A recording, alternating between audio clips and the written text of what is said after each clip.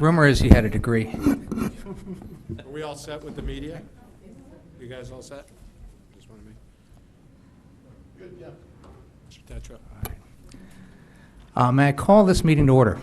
It's my honor to host at least the first part of this. Sounds like a much improved sound system in here. What I'd like to do is ask us, we don't have that on the agenda, but I think I'm going to do it anyway. I'd like to ask us all stand for the Pledge of Allegiance. Sure. And if I could ask our, I guess outgoing chair is the word, Mr. Tom Flynn, to lead the pledge, because he doesn't get to do that often. I pledge allegiance to the flag of the United States of America and to the republic for which it stands, one nation, under God, indivisible, with liberty and justice for all. Thank you, Mr. Tetra. And thank you. I'm up here because at the moment, with the term ending of the prior chair and prior officers, we need to elect a new slate of officers. So to open that, I'd like to open the floor to nominations for chair. Mr. Walsh. I'd like to nominate Mr. Walsh.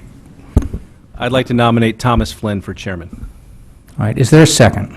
I'd like to second. Go ahead. Go ahead, Chris. I'll second, Mr. Tetra. Mr. DeWitt? Thank you. All right. Any further nominations? All right. Are we ready to vote? All in favor of Mr. Flynn as chair? Any opposed?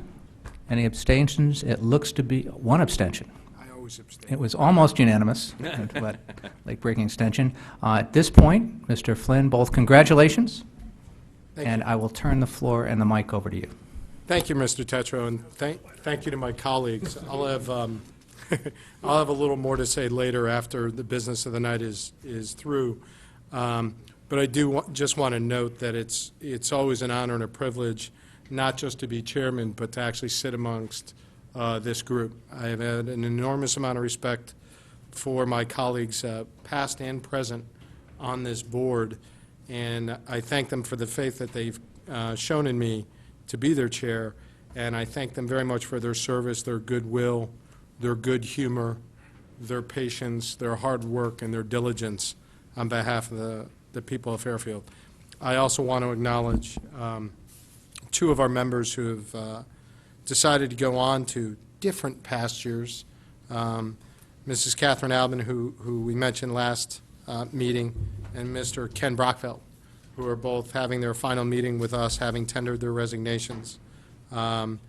I want to give the floor to them later this evening to address the board as they see fit, which is kind of our custom here, and I want to acknowledge their good work and hard effort on behalf of the town. You've been stellar board members. It's been our honor to have you, and we thank you for your time and your service to the town.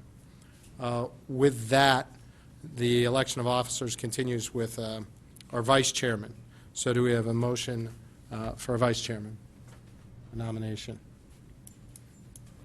Mr. Walsh? I'd like to nominate James Brown. Do we have a second for that nomination?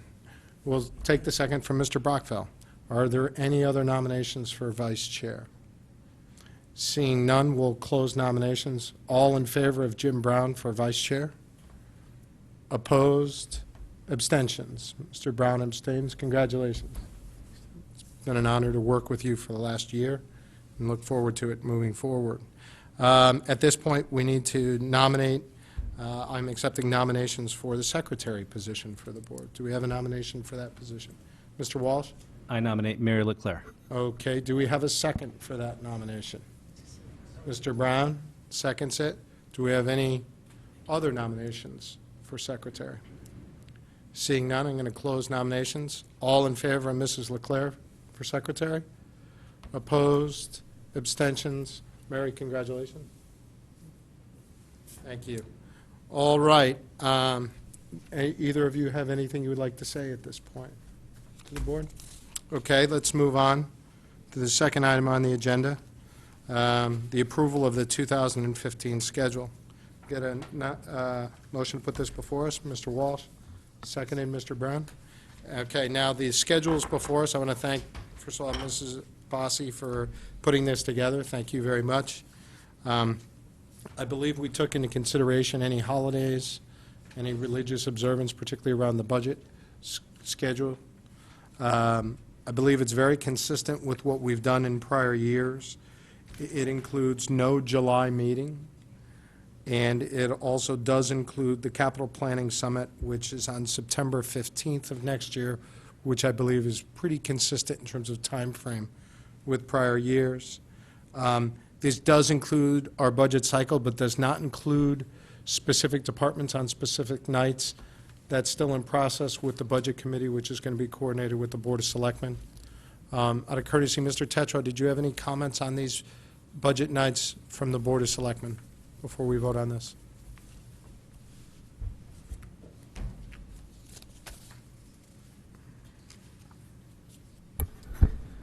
I believe the only adjustment was the one that you and I spoke about, Tom, and feedback from the other two selectmen just inquired as to whether the religious holidays had been taken into account in setting the schedule, and I believe Ms. Bossi said it had been. So those were the two comments on our side. Yes, and we did make that one change to that 1 week.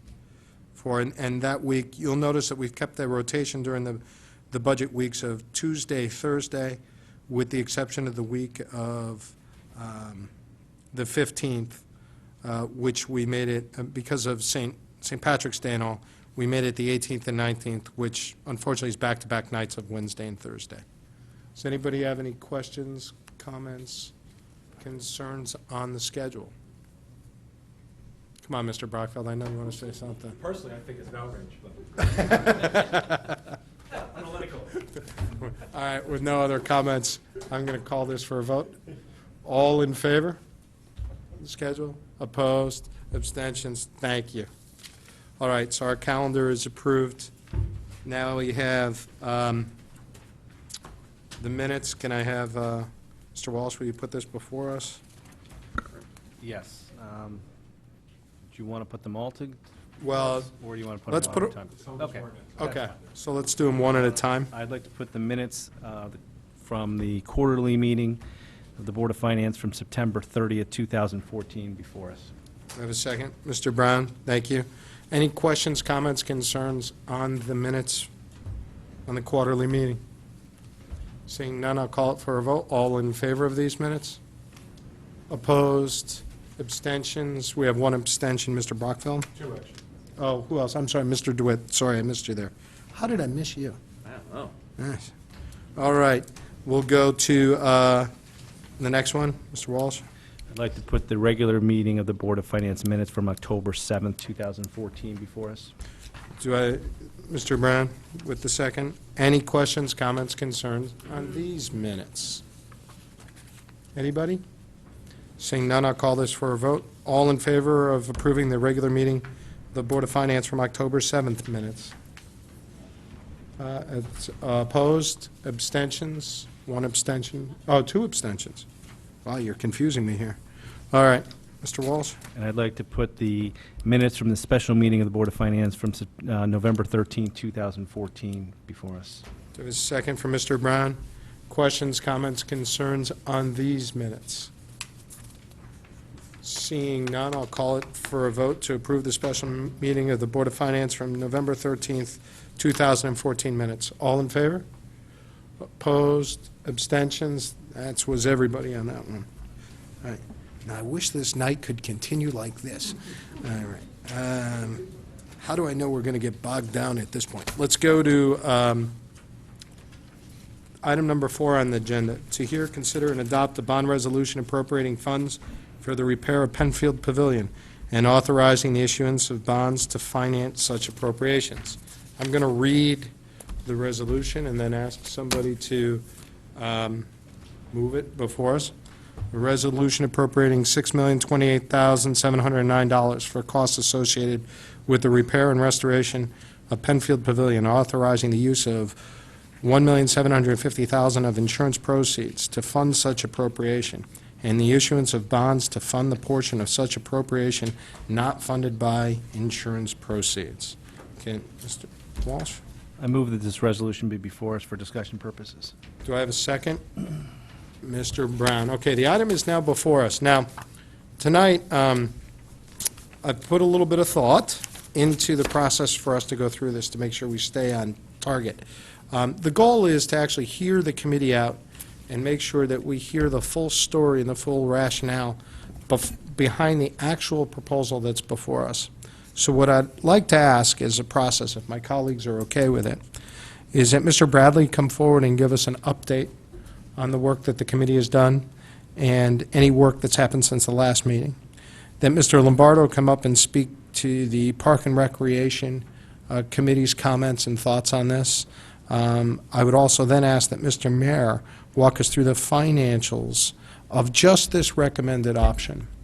Then, subsequent to that, I would ask Mr. Mayor to give his full financial analysis of this option compared to the other options that the committee moved forward and discussed at our last meeting. Okay? After that, I'd like to open it up for question and answers from board members. So I'd like to get through the entire presentation, hear very specifically about the option, then hear about the individual options that were considered and not moved forward by the committee, and then actually have our Q&A. After our Q&A, we would allow for public comment on this item, but it would be comment, not questions. The public does not get to question the presenters. During this whole time, I would ask that the presenters, Mr. Lombardo, Mr. Bradley, and Mr. Mayor, be at our table so that we can question any of them that we so choose during the course of our discussion. And as is typical at this board, our discussion will be wide-ranging, and we'll just go for it. I want to make sure that we have an open and fair and honest dialogue, and any questions be asked and answered. Do I have any comments or concerns from board members on this process? Sound reasonable? Great. Mr. Bradley, Mr. Lombardo, please come on up, and welcome. Mr. Bradley, thanks once again for all the work and effort, and thanks to your committee for meeting in the interim since our last meeting. We greatly appreciate it, and we do appreciate the time and effort that your board has put forth. Thank So you. I'll turn the floor over to you. At the risk of maybe putting somebody asleep in the room, I just want to restate where we were and where we are tonight.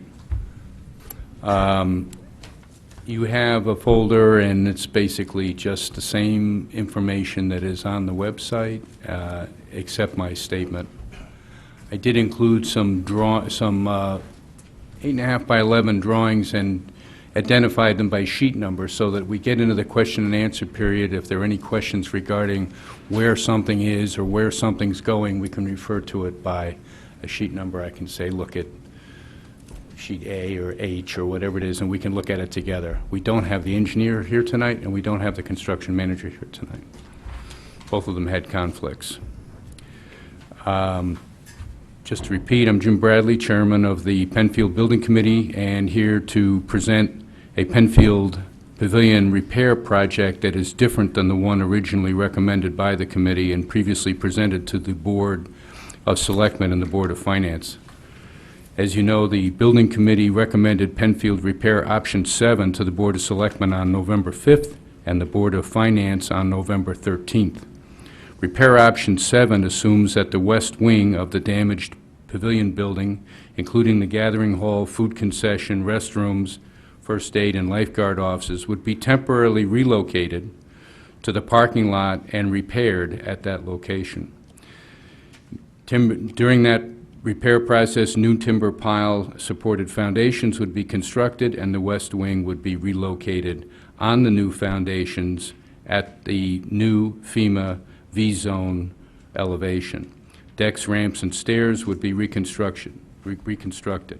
Option 7 also assumes that the east wing, that includes lockers and additional restrooms, would be demolished and not rebuilt. New restrooms, showers, and changing rooms and day lockers would be designed and constructed within the footprint of the east wing after it's removed, obviously, and as an addition to the west wing. The existing timber bulkhead would be protected with riprap stone placed on the Long Island Sound side below the grade of the beach. The final elevation of the site would be increased in height to help mitigate future site-related flooding. Design development drawings were created and previously presented for option 7 and utilized as the basis for the preparation of the proposed project budget for option 7. During the first 2 weeks of November, the town received better and more definitive information regarding the criteria for FEMA reimbursement, assuming different Penfield repair and rebuild scenarios. At the conclusion of the Building Committee's presentation to the Board of Finance, there was a discussion regarding FEMA reimbursement and project funding scenarios that indicated that adding back the east wing and lockers would not have a significant long-term cost impact compared to the previously recommended option 7. The chairman and director of Parks and Recreation were especially interested in including the lockers in the repair project if financially feasible. The Board of Finance decided to take no action and recommended that the Building Committee review the cost of adding back the lockers and the impact of FEMA funding for that repair option. The day after the November 13th Board of Finance meeting, the Building Committee initiated a review by the project engineer and construction manager to determine the scope and cost for an option that would add back the locker wing and functions. The Building Committee scheduled a special meeting for November 18th to hear, consider, and act upon the Penfield Pavilion repair option that included the locker wing. The town chief fiscal officer, Parks Recreation chair and director attended that meeting and participated. The Building Committee was presented with and reviewed a repair option that they designated as option 7A. This option assumes option 7 as a baseline and adds back the east wing lockers and restrooms as new construction, assuming a pile-supported foundations and finished to an elevation of FEMA V-zone, to meet FEMA V-zone requirements. Option 7A also assumes a certain amount of redesign related to locker size and layout, access, decks, ramps, and stairs. However, all proposed new construction remains within the footprint of the existing east wing structure, an important FEMA requirement. The construction manager has revised the cost summary sheet to include option 7 and option 7A, along with the reference-only options, which are 1, just to review the bidding here, 1, repair and protect in place, 8, complete demolition, and 9, complete demolition and design and construction of a new, smaller pavilion facility. The Building Committee did consider a repair option similar to option 7A during June and July this year. At that time, the lockers add-back option was designated as 3C. The current conceptual cost budget for option 7A, adding the lockers back, is higher due to the addition of soft costs, owner's costs, not included in the June and July comparative analysis, added costs for increased site elevation, added contingency, and design development drawings that provided a more definitive scope for option 7, which is the baseline of 7A. As mentioned, the chairman of Parks and Recreation Commission met with the Building Committee on November 18th, and immediately afterward, the chairman of the Penfield Building Committee attended the Parks and Recreation meeting. After careful consideration and based on the most recent FEMA information, funding and financial analysis as provided to the Building Committee by the Town Finance Department, the Penfield Building Committee voted 6-1, 6 in favor, 1 against, to recommend and support option 7A, inclusion of the locker wing, as the recommendation of the Penfield Building Committee to repair the Penfield Pavilion. You have before you the statement I just read and the summary document that went before the board, summary cost document went before the Board of Selectmen, and then the 8.5 by 11 drawings, which are just simply reference drawings if we get into any kind of a discussion as far as what the scope of work is and what we're planning to do. So informally, briefly, we went back to the drawing board and at your request and have come up with the cost of adding the lockers back. Thank you, Mr. Bradley. Mr. Lombardo. you want to walk through what the Park and Recreation Commission has done, what your rationale was, what your involvement was in putting together any financial projections for the operations? We can go from there. Good evening.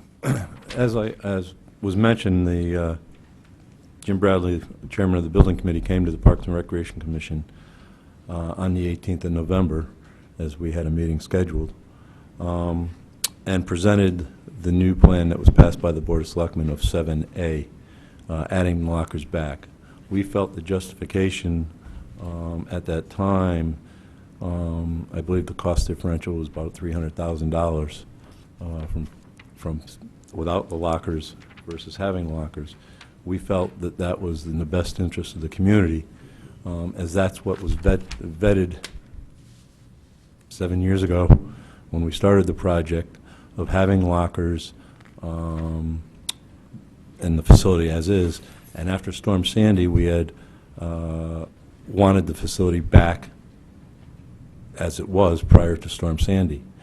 The commission voted, and they voted 5-2 in favor of adding the lockers back. Regarding the revenue stream, our revenue stream was really, the numbers that I've put together for this process was really derived from the first year that we were opened in the new pavilion. The first year, which really was 11 months, that it turned out to be, we had over 100. We had 100 rentals, and we didn't really do any marketing. Our second year, we had 121 rentals booked. However, Storm Sandy hit in October. We only had 45 of those rentals take place. We took that 121 rentals, and knowing the number of phone calls and inquiries about renting the facilities, we made the assumption that we would have had at least another 30 to 40 rentals that given year. That being said, as we progress, because we take a year out reservations, we were booking, and we estimated that we would have had approximately 180 to 190 rentals the following year. We also shared these numbers with our insurance company for our loss of business, and that's what they actually reimbursed us for, was our max loss of, estimated loss of business. So from a rental of the gathering room, that's where we were coming up with our numbers. The changing rooms, on average, brings in about $38,000 a year. That money is collected, the rates vary, okay? From $200 for a resident, $140 for a senior, and $400 for non-residents, and $280 for a non-resident senior. For non-residents, we only sell 10% of our lockers to non-residents. That's without raising the rates, okay?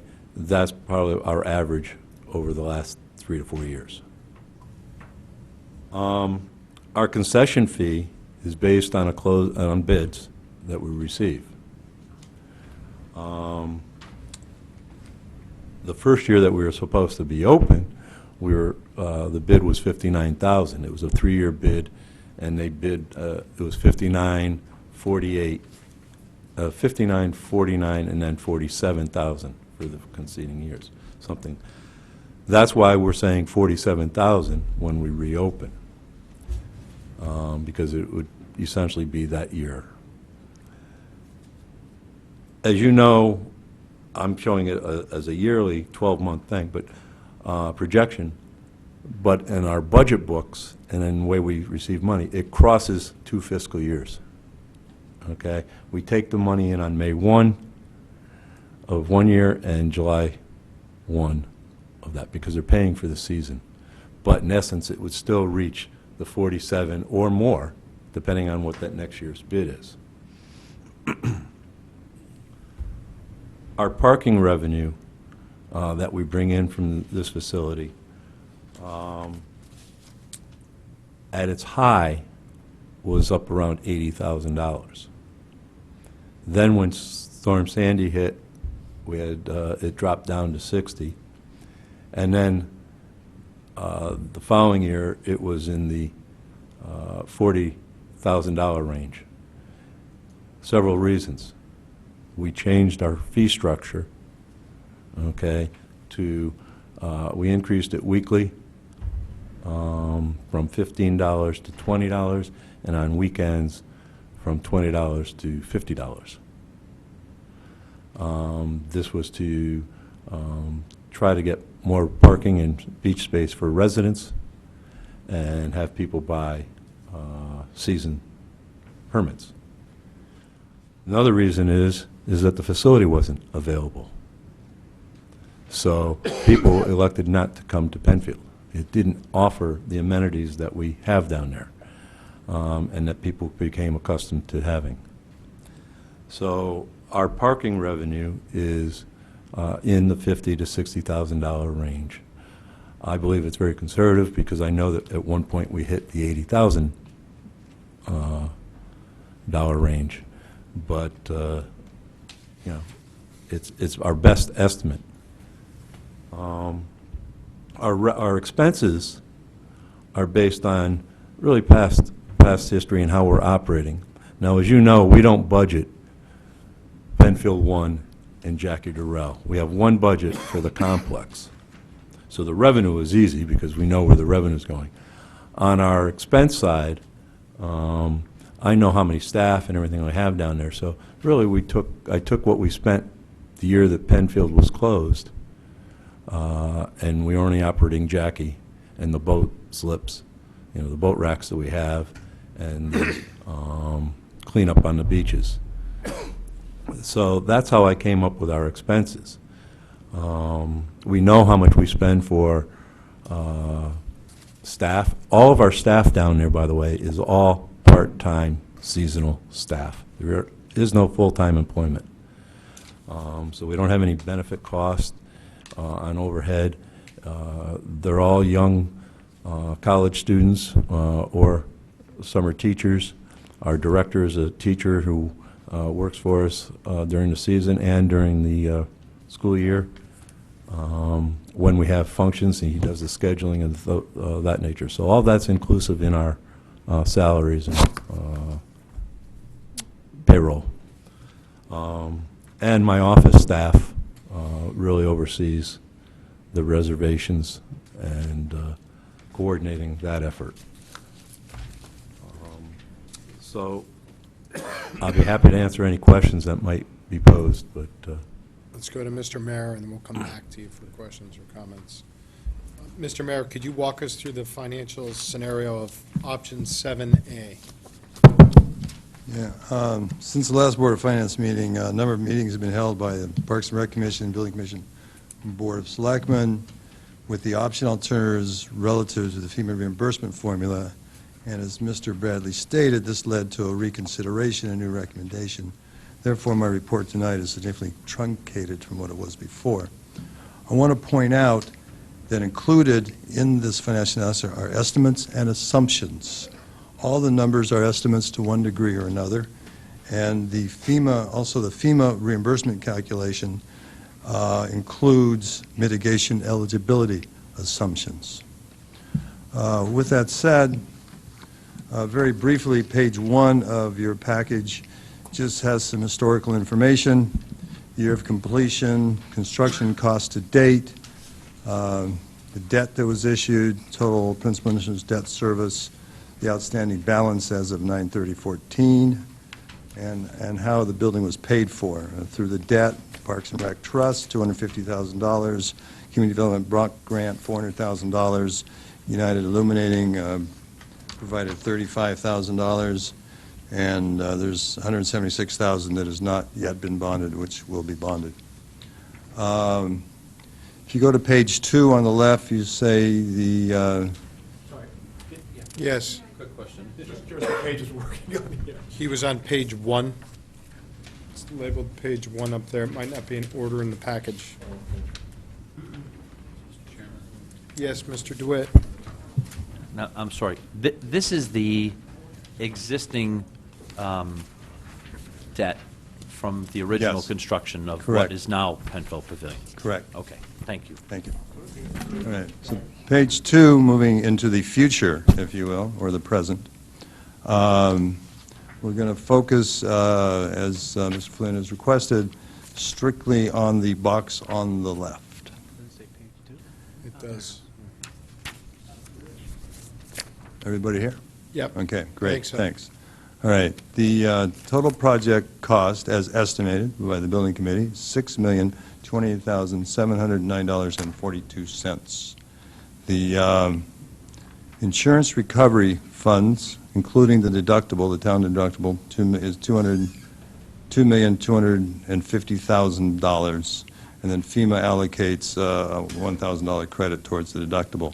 So that calculation, or that summation of numbers, it results in the net facility costs, which would be eligible for FEMA reimbursement. Okay? Basically, the cost minus the insurance recovery. That becomes the eligible amount. Then the FEMA reimbursement percent is 75.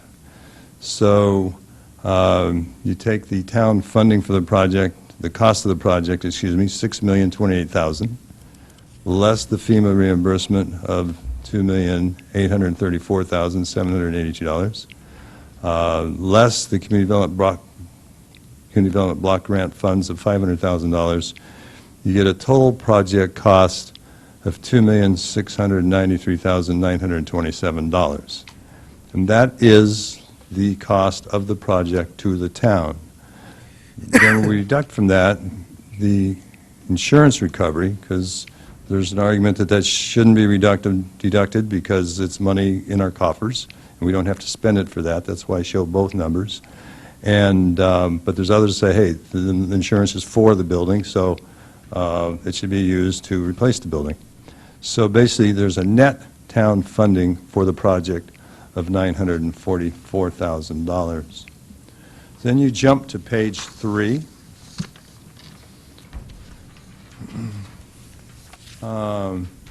Page 3 is this one.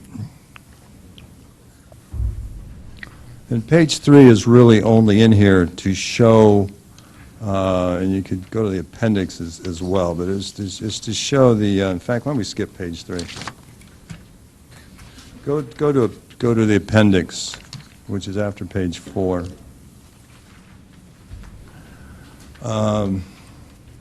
Page 1 of the appendix. Page 1, what the Parks and Rec Commission did, what Mr. Lombardo did, with respect to the revenue and expenses, he started out at year 1 and ratcheted them up to culmination in year 3, or full, what he anticipates to be the full occupancy of the building and the use of the building. The changing rooms, as you see there, is $38,000 for years 1, 2, and 3, because that's anticipated to be 100% rented from the word get-go. The concession fees, minimal change there. Parking revenue, minimal change there. You see the big number, the big changes in the rental pavilion. Now this year 1, that's a 12-month year, 4 seasons. It's not necessarily a fiscal year, but it's a year depending on whatever the date that it opened up would be. But you see there's a ratchet of $75,000 at year 1, $147,000 year 2 in rental revenue, and $175,000 in year 3. And then the expenses, again, a little bit, 46, the salaries and wages, $46,000, $52,000, $58,000. What, this is important because this is the basis of the revenue and expense in the next schedule we're going to look at. What we did was we took these actual numbers, year 1, year 2, year 3, and then for years 4 through 20, because the next schedule is a 20-year operational estimate, 4 to 20, these numbers were then both on the revenue side and the expense side were inflated by 2%. So with that, go back to, not back to, but go to page 4, which would be the prior page, the one you were just looking at. And you see that the first column is the description column, second column is the recommended option, recommended alternative. And with, again, the revenues excel at years 1, 2, and 3, then inflated at 2% per year. The expenses, years 1, 2, and 3, then inflated at 2% per year. You have the total revenues, total expenses, which provide a surplus from operations, cash flow dollars, $5,303,000. The debt service, now remember, even after we spend the 1.75 million on the insurance, still requires about $940,000 in debt to be issued. The debt service on that $940,000 is $1,222,000. So you have a surplus from that facility of $4,081,000. Now, however, as I stated earlier, we are spending the $1.75 million, the insurance recovery, and with that, the cost of capital shown there would be if we borrowed that money. In other words, it's just basically if we borrowed, instead of saying we're just using the insurance funds, if we borrowed the $1.75 million, what would the debt service on that $1.75 million be? And that's the $2,275,000. And so all in, total net, 20-year period, positive cash flow of $1.8 million. The end. Thank you, Mr. Mayor. So that is all of option 7A, which is before us this evening, correct? All right. Before we open it up for questions, why don't you go back and talk a little bit about the other options that you did the financial work on? Mr. Bradley, before I turn it back over to Mr. Mayor, you said something, I think, last meeting that bears repeating. I want to paraphrase you. You tell me if I'm wrong. The numbers on this, in terms of the construction costs, not the FEMA reimbursements and that, which didn't come from you, came from the Chief Fiscal Officer. The actual construction costs, you took these construction costs a step further in the process than you did some of the other options. Isn't that correct? The estimating criteria is on the summary sheet. There's a line item at the very top. Which is this sheet, correct? Right. The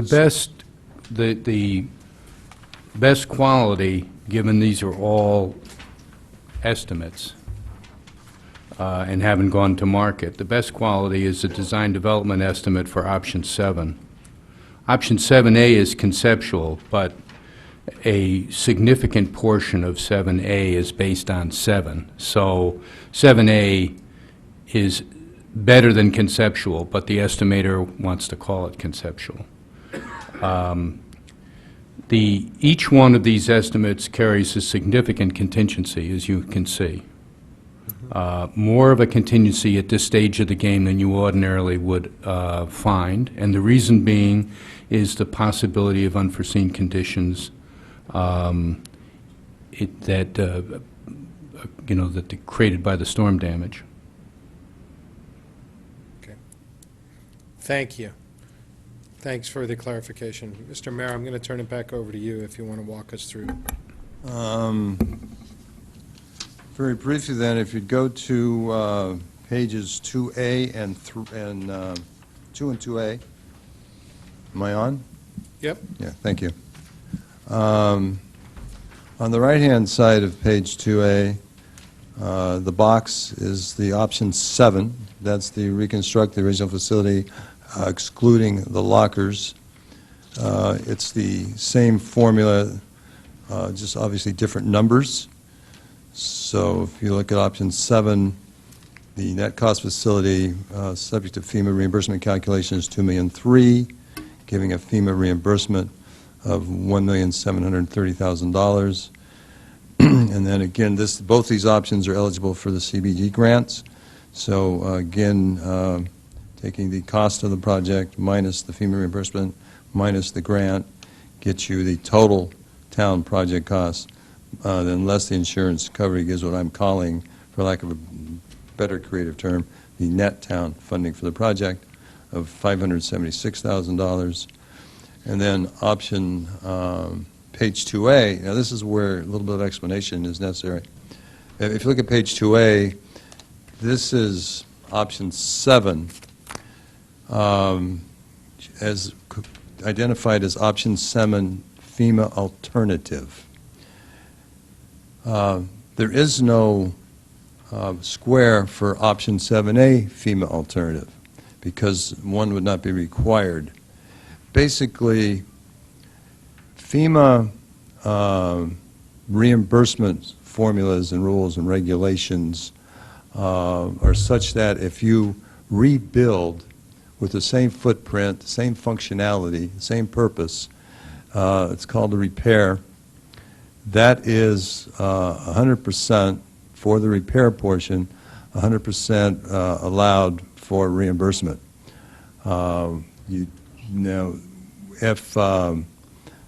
If, however, you change the footprint or change the purpose, which option 7 FEMA alternative does by eliminating the lockers, it reduces the footprint size, changes the purpose somewhat, they can designate that. It's not a straight repair. So they can call it one of two other things. It's either a improvement or it's an alternative. If it's a repair and improve, then you would still get the same reimbursement dollars as a repair. So if they designated 7 a repair and improve, then the numbers that we just went over for option 7 would be operative. However, if because the footprint changes and the lockers are eliminated, they determine to declare it an alternative, there is a different formula. So this formula is a little bit different. So starting at the top, the cost without the formulas, the total project cost, is $400,000 less per the building committee's estimates. Okay, then you have an initial FEMA application of a FEMA eligibility factor of 0.9. So you multiply the $4,120,000 by the 90%, so your new eligibility number is now $3,715,000. That's your maximum eligibility number.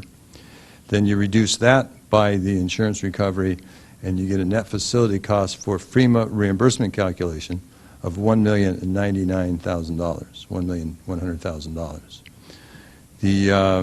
Then going back to, and I see a typo there. I don't know why that says $4,548,000.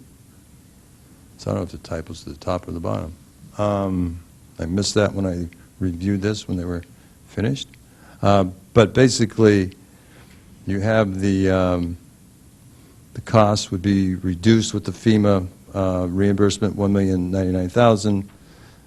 The block grant funds would still be eligible because this would the block grant funds are subject to being FEMA compliant. You get a total town cost of $2,009,000. Reduce that by the insurance recovery for net town cost of $1,208,000. And then you go to page 4, and you plug those numbers into. Mr. Mayor, apologies for the interruption. Given the typo that you have, is the math still work, or is that 1.2 reduced by 400,000?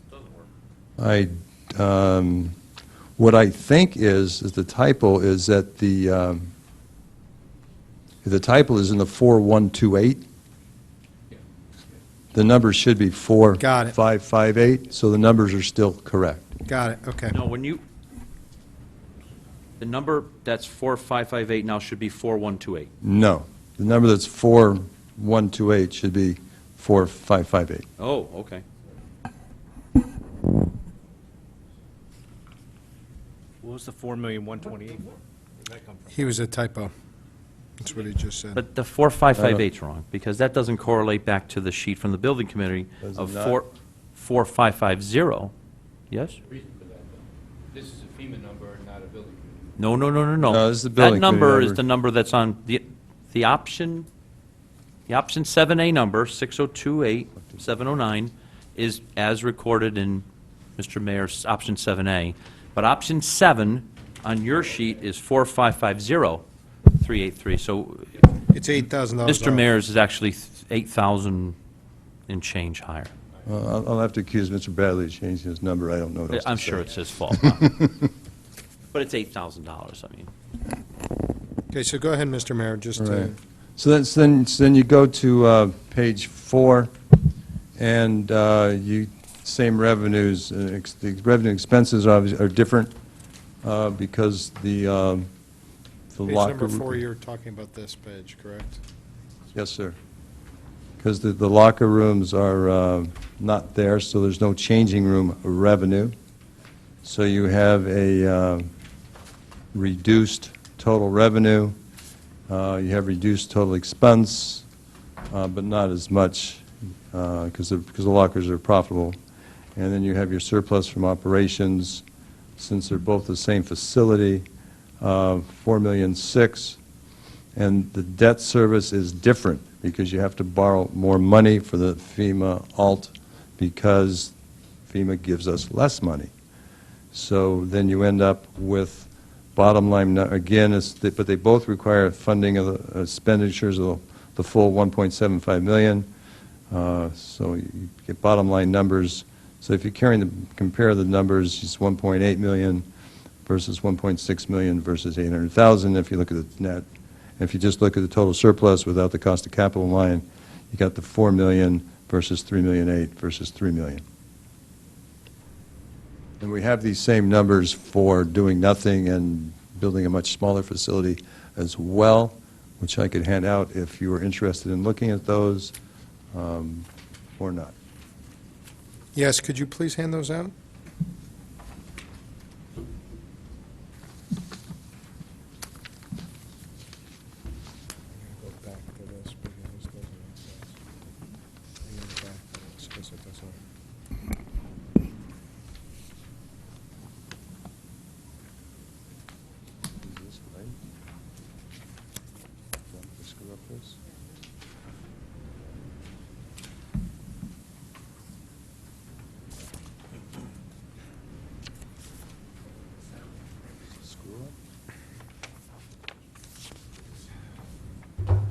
And Mr. Mayor, just walk us through these. I do want to come back to, just for the board's clarification, when we're done going through the next two options, I would like to come back to page number 2A, which is where we had the error in the number. I'm actually, the numbers are wrong. Yeah, because I think the numbers are wrong. 90% calculation's incorrect, which means the number Right. in the bottom. Right, the 75, yes. I have it like $454,000.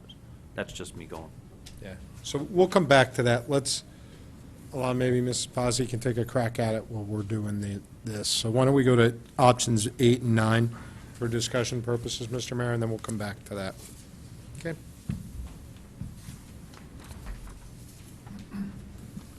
Yeah, the, something in her formula got carried over, because if you look at the top of option 8 and 9, they have that 4128 as well. So I really can't address that. But the, So is this are these numbers wrong as well? so I would ignore the top. The bottom numbers look very familiar, though. Do you have that sheet, Chris? Options 8 and 9. That sheet you're looking at, your colored sheet. Let me just We're make sure on I'm, page 1, options 8 oh, and yeah, 9. here.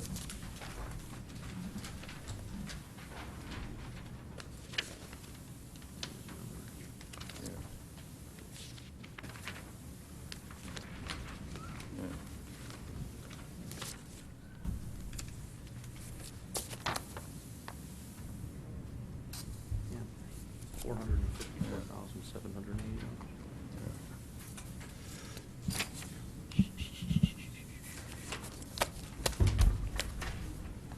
Mr. Mayor, are you ready to continue? Do we need a 5-minute break? No, I was just confirming, the bottom numbers. The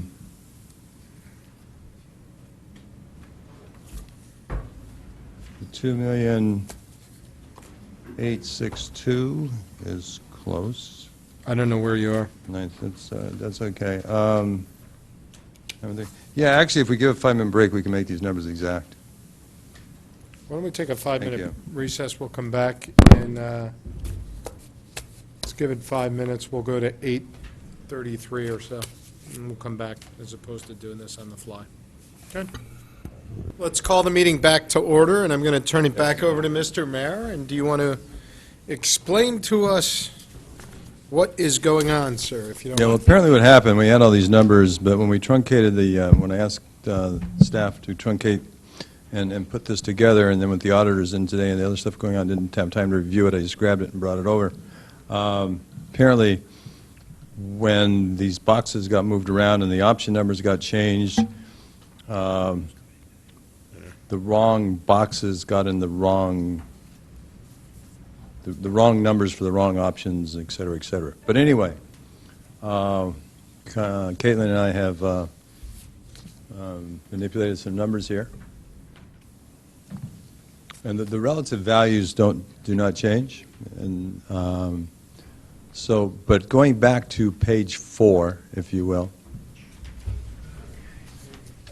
or unless you want to go to page 2A, actually, first.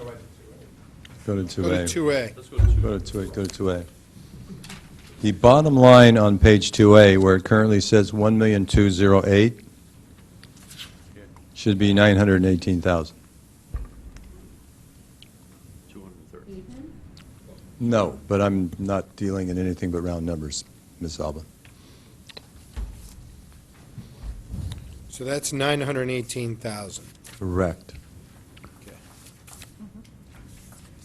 So if you carry that over to page 4, where you have the debt service there of about $1.5 million, that would change the debt service to about $1.2 million.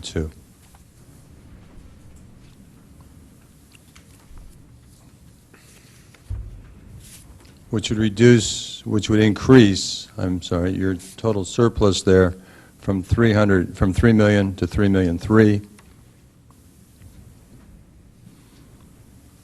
And then when you reduce that by the debt service that would be applied if you were to invest your $1,750,000, if you were to borrow that instead of using the insurance money, we reduce that to $975,000. I'm sorry, which number are you reducing to 975? Yeah, I did that quickly, let me just make sure. Yeah, because that doesn't make sense. 3 minus 2,275. 1, right? So it's $1,025,000. The $759,000. 096. So the total net across that page would be 1806 for 7A, 1578 for 7, and alternative 7 is 1025. Is that Correct. Okay, now if we go back, let's make sure we've got the original right. Okay, excuse me for a minute, I'm trying to find the pages. So if I look at page 2, the relative numbers we're comparing here between the options are 943 for 7A, 576 for option 7, and for the female alternative, it's 918. Correct. So what my takeaway from there is, if FEMA decides that it's only 90% eligible, between option 7A and option 7, the delta is only about $25,000 on the bottom line. Because it's 943 or 944 versus 918.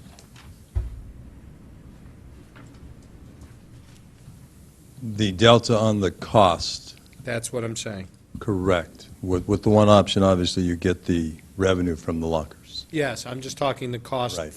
excusing the revenue. Okay. Does everybody follow what we just did? Okay. So then, so that was the error, the calculation error for option 7 alternative, correct? Correct. All right, now, you were about to go to option 8 and option 9. Which is where we identified the problem, Yep. or discovered the problem, right? Well, we discovered it in option 7 alternative, Right. but then we found that it carried over to option 8 and Right. option 9. Right. So if you look at, going to page 1 of the, tonight's handout,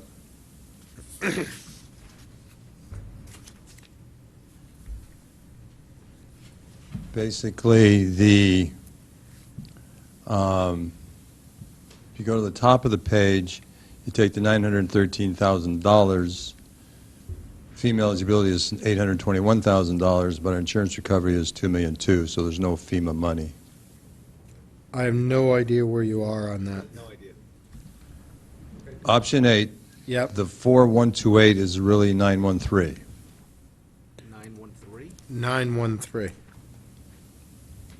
instead of 4,128,000. Right. A rounding error, okay. All right. Well, I couldn't resist. Go ahead. I totally understand. The eligibility, therefore, of 90% of that is $821,000, but it becomes moot because these numbers are less than the insurance recovery, so there is no FEMA reimbursement. Also, So then what is the bottom wait line a second. on the town funding then?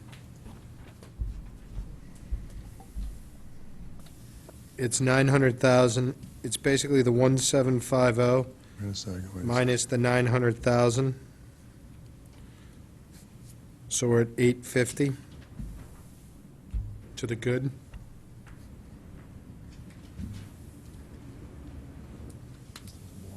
There's no FEMA reimbursement. So basically, it's $913,000 is what it would cost the town. Okay, but that's before the 1750 reimbursement? Where there would be no reimbursement because it's less than the insurance Insurance revenue. recovery. So here's what I'm saying. So we have the 900,000. Is that 900,000 after the insurance recovery? Or is it 900,000 prior to the insurance recovery? Then you net the insurance recovery against that, and your 800,000 rough number to the good on the insurance proceeds. Correct. Okay.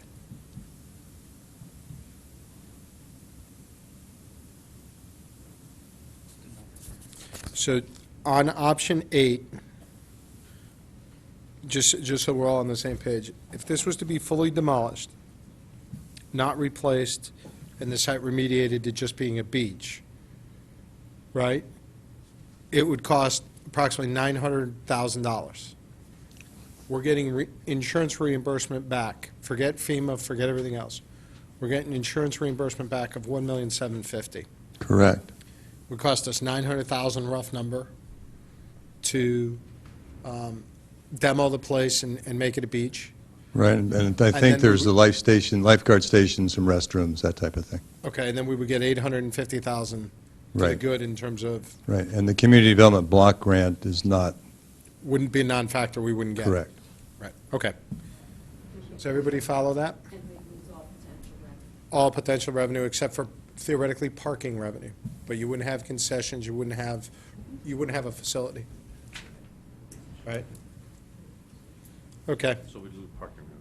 go ahead, Mr. Mayor. Does Okay, everybody good. understand option 8 then? Okay, You let's go to guys are option being 9. very patient, and I totally appreciate it. Go to option 9. The $4,128,000 is 2,863. We're getting closer. The FEMA eligibility at 90% becomes, the 3,715 becomes 2,577. Subtract the 2,250, you get 327. Times 75% is $246,000. $245,775. Can you repeat that? 245,775. Okay. So then the 2863 minus the 245. 2863 minus 245.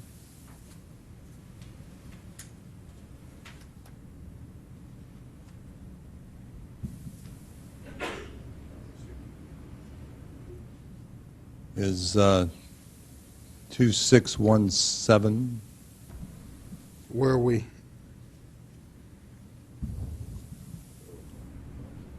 We're at the, excuse me, the total project costs, 2,860,000. Yep. FEMA reimbursement, 245,000. And the 2,860 minus the 245,000 is 261, well, 5 minus 0 can't be 8. It's well, it's rounded, 2618. What about the CD? 2,600,000. The CD is, oh, right, and then minus the CD, 2117, 2118, less the insurance recovery, 367,225.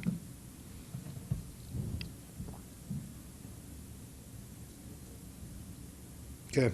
367225 367,225. to the positive?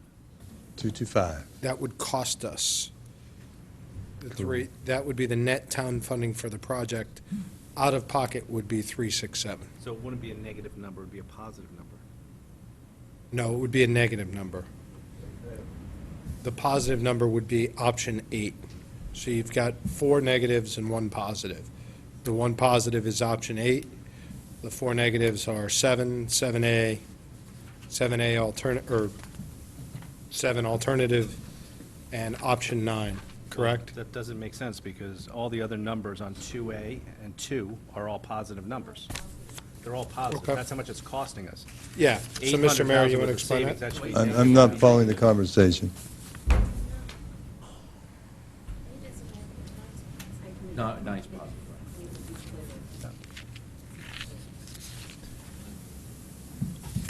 Yeah, did you? In 8, basically, it cost us $913,000. We get $1.7 million from the insurance company. The town's got $800,000 to put in the bank. 9, it's costing us $2,000,008. We're going to get a total of The negative is- $750,000 from FEMA and the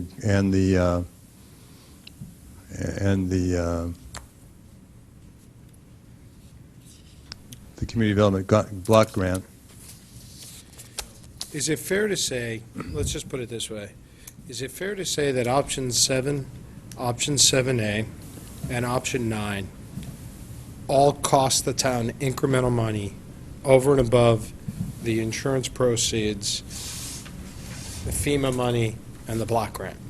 Where option 8, which is just total demolition, the town actually puts $800,000, rough number, Correct. into its pocket. Correct statement. Mrs. Allen? Just a point on option 8. Yeah. So you're putting 800 in the bank, Correct. but you have year after year after year of lost revenue that you no longer can collect. So wouldn't you want to, if you're trying to evaluate, I mean, we have an item on the agenda that we're discussing, and now we're talking about all these other items. So let me, And go ahead. so, I mean, we could just say 10 years' worth of the lost revenue, and we could add that into the picture for option 8, which would change the $800,000 to a very different number. I mean, if we took each of these options and we put 10 years' worth of revenue onto them too, then we'd be looking at very different numbers. You're absolutely. And option 8 is no longer a savings, but actually costing us in the next decade. Sure. In lost money. I can agree with everything you said except the last part, because I don't know the economic analysis of the revenue as compared to. Right. But that said, the only thing that these tablets that we're looking at, that Mr. Mayor was just walking us through, that is purely just the construction cost. Your point is extremely valid in that it's not the incremental cash flow for the years going forward. Right, I just don't think that we can look at these in that vacuum, that we have to, as we've listened to from Mr. Lombardo on revenue, and it's not just the rental of lockers versus not lockers, it's the money that we make in a year's time on renting the gathering room, which Understood. is pretty significant, and the concessions, et cetera. So, Said another way, it's $800,000 in our pocket today right, versus the future revenue stream. that we're giving The up. future net cash flow that you're giving up, whatever that is. Whether Right, you agree with and those projections. we would only be able to take what Mr. Lombardo has had in, say, the last 3 years prior to Superstorm Sandy, and project that out with inflation, what we could estimate that to be, to get a picture. I don't know if we need to do that, because the motion we have on the floor is for option 7A. And I don't know that I mean, I think it's worthy of our seeing all these different options and looking at these numbers, but we're either going to vote 7A up or down, because we're not potentially looking to adopt a different option. So I'm interested in all these numbers, and I think that's nice, but we're really dealing with the figures under 7A, since that's our motion. And if we're going to go down the road of looking at all of these, and I'd be interested in what the purpose is, other than just understanding the work that was done. Excuse me, Ms. Alvin, I'm going to repeat myself from last meeting. If I can continue. Okay, fine. Right. Go right ahead, Mr. Mayor. All right. So those are the numbers of the calculations, the recalculations, which now carry over into exactly what Ms. Alvin was talking about. What is the impact on the 20-year operationals, okay?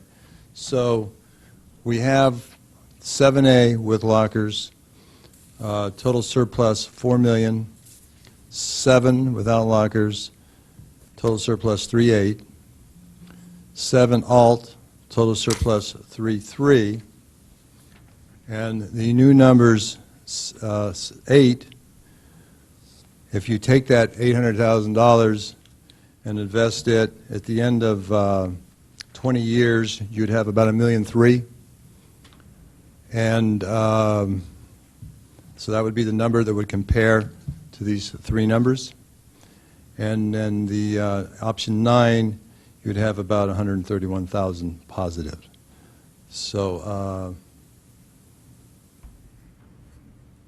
those are the relative comparative numbers which led everyone, when they saw the correct numbers on clean pieces of paper, to view option 7A as the most optimal option from two perspectives, one operationally and for the town, the services it provides to the town, and two, from a financial analysis perspective. Thank you, Mr. Mayor. Mr. DeWitt, you were patient, please. Along with a $4.189 million debt on the original building that we still have to pay off. Well, you have to pay that off regardless. Right.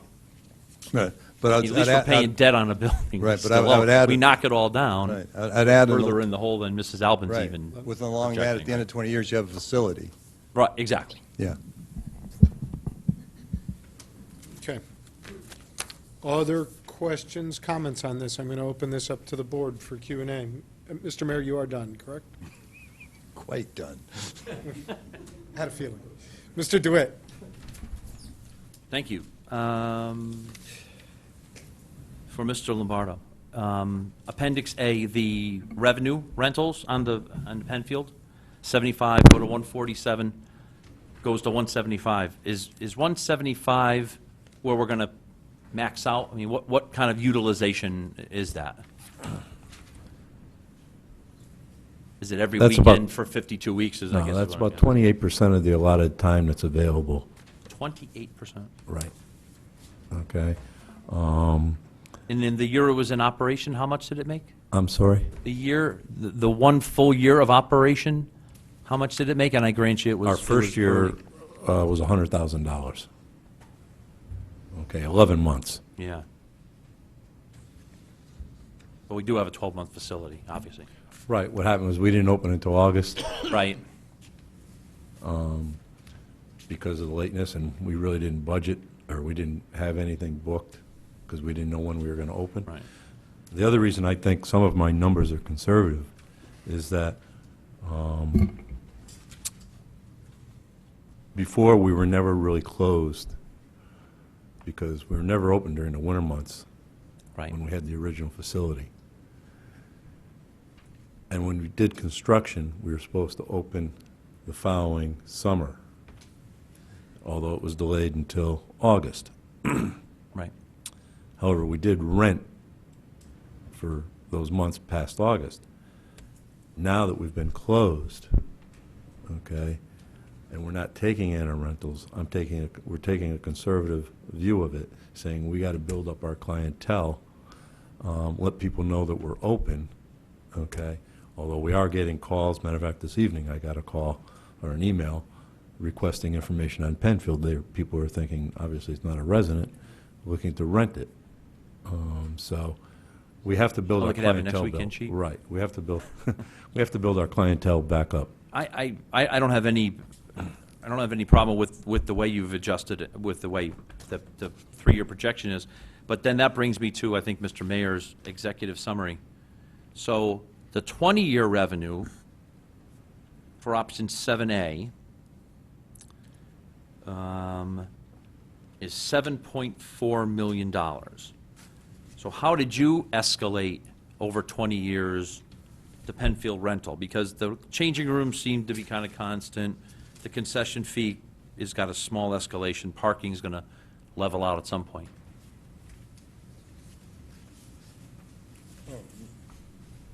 I'm sorry, yeah, I missed that. Everything was, expenses and revenues were after years 4 through 20, were inflated at 2% per year. Oh, 2% every year. 2% So every year. these numbers for the first 3, and then 2% year over year? Yes, sir.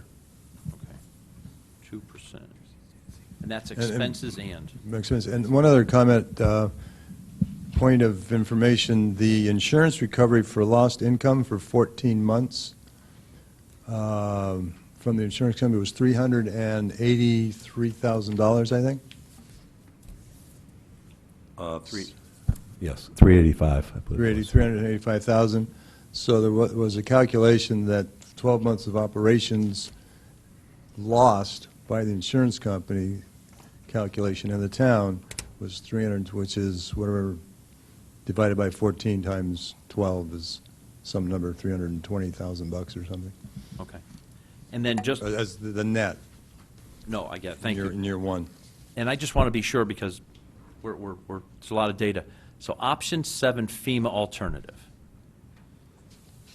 If we rebuild the pavilion in its entirety, west and east wing, same footprint, that's not an option, correct? That won't be, FEMA won't have any recourse to activate that? Is that true? I don't know if that's Mr. Mayor. No, that's 7A, right? I'm sorry, I was, So option FEMA alternative, yes. if we if we execute option 7A, which is rebuild West Wing and East Wing in their entirety, same footprint. Right. Option 7 FEMA alternative is not an option that they can execute, correct? Well, you can't do both. I mean, No, I know, but I'm obviously, saying- I don't I'm understand saying- the question. Option 7A is rebuilding the current facility and its current footprint for the same purpose, and would be the most optimally likely to be funded the most. Right, but option 7 FEMA alternative is not based on 7A, it's based on 7. Correct, correct. Is there, if we did FEMA alternative for option 7A, it would cost more to the town than, no, it wouldn't. I guess Well, it it's wouldn't, not no. us doing, it's FEMA making the decision. When they look at 7, they can make one of two decisions. It's a smaller facility, therefore, we're not going to reimburse you based upon replacement larger of full facility. We're only going to give you a reimbursement formula based upon an alternative, a changed facility, and that reduces the reimbursement amount.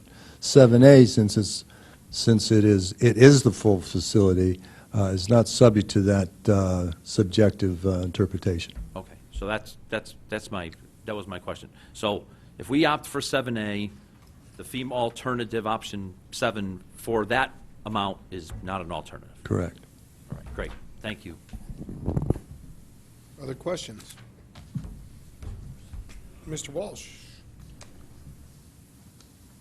Jerry, on that Appendix A, the rentals that go from 75,000 to 175,000, how many rentals is that difference per year? I mean, I heard you say 28% utilization, but what is the difference in the number of rentals versus where we were in the last year, I guess? As I pull it out here.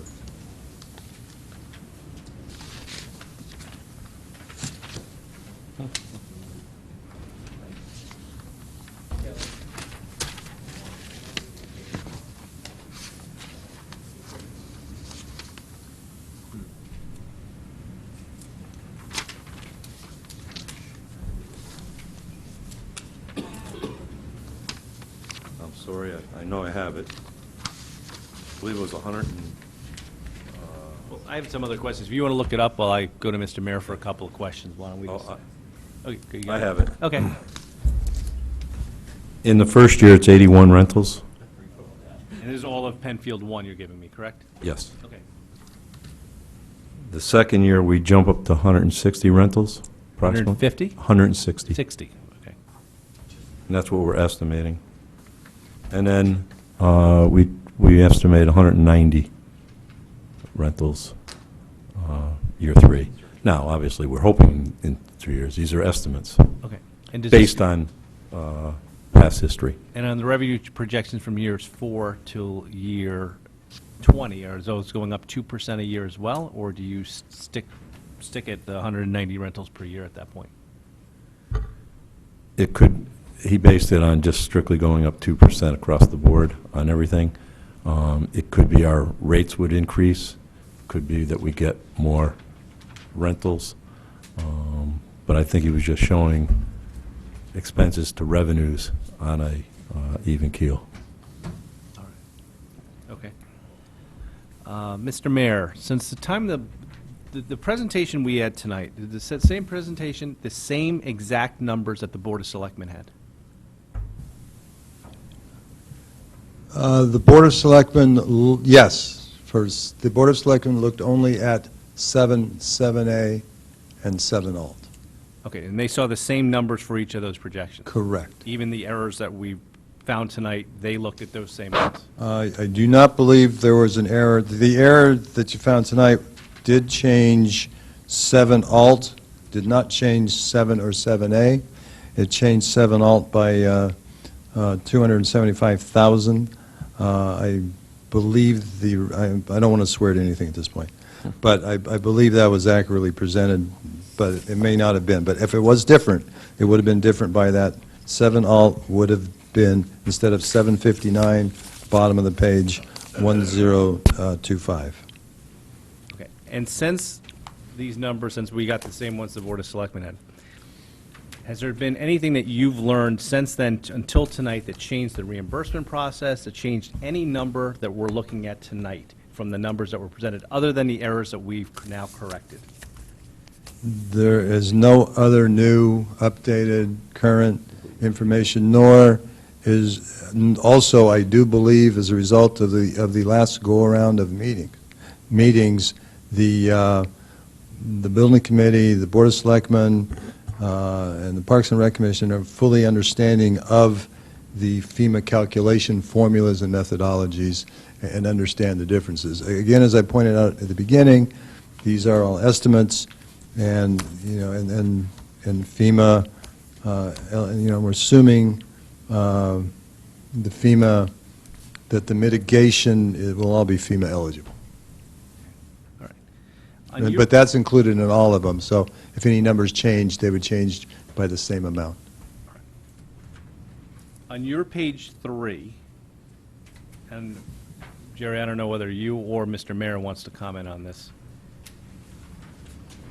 The differences between 7 and 7A is just the addition of the lockers. My question is when I go down the operational expenses on each of those two projects, 7 and 7A, or for that matter, the questions I'm going to ask involve all three options.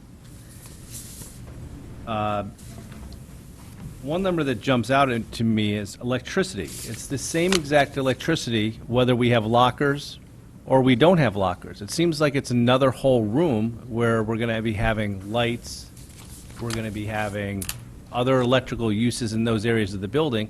So how doesn't the electricity number change, when the facility is going to be that much larger? I believe they used the number for electricity from what we spent when it was open as a full-functioned facility. So Okay. that would mean that. And the we- lockers, we have predominantly the way we have it is obviously they're only open in the daytime. Mhm. And the lights, we have the skylights in the facility. So they only go on the lights only go on when needed. So there was a savings there. But I can only tell you that from what I know about the electricity is that that number was derived from what we were spending in a full building. So potentially, there'd be a savings in that number for option 7 if we didn't have the lockers, because we have less of a building to have any electric use in it Yes. all. I'm assuming you're correct. Okay. Same thing with the flood insurance. That number doesn't change based on the size of your facility. It's just one price based on no matter how big your facility is on a piece of property, the $4,000 number is just the same. That is correct. Okay. And the operations, there's no difference in cost between whether you run the facility with or without? I mean, I see that there's differences in numbers between salary and wages, but for the operations costs, there's no difference whether you have it with or without lockers? Again, my operation costs I took from a full year, and you have to remember that, as I stated earlier, we have one complex expense budget for both Jackie and Penfield. And there is a savings when, believe it or not, when you're using two facilities because you're ordering materials and things and you're shared between two facilities. And I found that out when I was doing this exercise. So there is, it's not a big expense. We clean the bathrooms. It's a deck floor. So it's not a really big maintenance issue inside. So there might be operational savings if we didn't have the lockers, because you wouldn't have to order supplies for the bathrooms. Yeah, You but don't it'd have be to clean the minimal. bathrooms, It'd be, the showers. the bathrooms, we'd still have bathrooms on the east side. But then you have bathrooms on the other side too, correct? Right, so we still have that material that we're buying, but I can't break it down to how much we spend in that area versus other areas. It's very small, though. Mr. Mayor, in regards to the FEMA reimbursement, that is driving a lot of these numbers and is one of the from my analysis of your numbers, the one reason that it seemed like a much more plausible project to do the lockers because of the amount of FEMA reimbursement at 75%. Is that pretty definite, that 75%? I mean, or is this, are we hearing any rumblings that that might change, or that's at risk, or, because I mean, in voting on this, all of us voting on this, we're pretty much banking on the 75%. The 75% is solid, Is what, solid? solid. Okay. What is not solid is what they determine are eligible costs. Okay. They could determine, 7A is the option that has the highest likelihood of having the highest percentage of the costs, up to 100% of them, being considered eligible. However, there are rules with respect to, and regulations with respect to the definition of what a mitigation is and what gets covered by mitigation, how much, and those are somewhat subjective. This analysis is based upon 100% of the mitigation charges being considered eligible by FEMA. And Mr. Bradley, when we're looking at this, just because FEMA seems to want you to build the same structure, at least that seems to be the most, the closer we are to the original structure we had, the more likelihood we're going to get full reimbursement. That's what I thought I just heard you say. That's a correct statement. So, when we're building I guess rebuilding the locker area, are there planned on changes to the design of it, the size of it, I mean, I heard at the last meeting that, you know, you might have made the bathrooms larger there or something. Are we going to make changes to that, or are you basically going to rebuild the exact same locker room area? I think our goal would be to build it just the way it is. Okay. And I think the mitigation issues that you've just been referring to, what we're talking about here in mitigation is raising the building, which they would obviously go for. Yeah. And then to protect the bulkhead, which is a smaller amount, it's only $130,000, but they certainly would go for that. And increasing the elevation of the site, I would think, would be in their best interest as far as FEMA is concerned. But I think my reference to the fact that the lockers might have some minimal redesign is just really strictly layout, ramps, access, and so forth, because there have been some comments. We made the point of going back to the original architect and also talking to Jerry about, okay, now you have if you had an opportunity, the tremendous advantage of rethinking a project after you brought it online, would you make any changes? And yeah, there's some suggestions that they have. That wouldn't change the footprint, that wouldn't screw us up with FEMA. No, and clearly, I think that any lesson we've learned since the original design to now would be great to incorporate, since we'd be rebuilding. Right. The question I guess I need, I don't know we're going to get an answer tonight, but we would need to know, going down the line, or at least your committee would have to know, is if you make changes like that, despite the fact they seem intelligent to us and we're using the same footprint, are we going to lose reimbursement because of that? I doubt it, because the program would remain the design program would remain the same. We're talking about the possibility of adding 2 fixtures to the bathrooms that are already there in the rebuilding, and possibly moving the restrooms closer to the exterior so that they're used more. The restrooms in certain times get overloaded, and so the one in the middle of the lockers is not used. So the question is, how can you make that more convenient? Those would be the kind of things we're talking about. And you don't think that would change reimbursement No. whatsoever? Okay. Mr. Stone? When this building is finally up, is it insurable like the past one? In other words, it's complying to all the FEMA rules. You know, if we insure it, what's the deductible, things like that, if you know? I was not involved in the discussions regarding the insurance coverage, but Jerry got the numbers from the risk manager, I think, who got them from the insurance company. From conversations I've had with risk management, is that, yes, the building is insurable. At many of our meetings, discussing the reimbursement from the insurance company, they said it's insurable. So, the answer to your question is this building will be insured. The deductible, and the way they do it is because it's built, it's incorporated to all the town facilities. It's not just this facility, that facility. It's incorporated, but it would all be part of the town program. Is it insured while it's being built, rebuilt? I'm assuming so. I don't know the answer to that, but I would assume yes. Ordinarily, you would have a builder's risk policy on, while the project is under construction, right? And I think we asked that question early on in May or June, and I think the answer was yes from the town risk manager.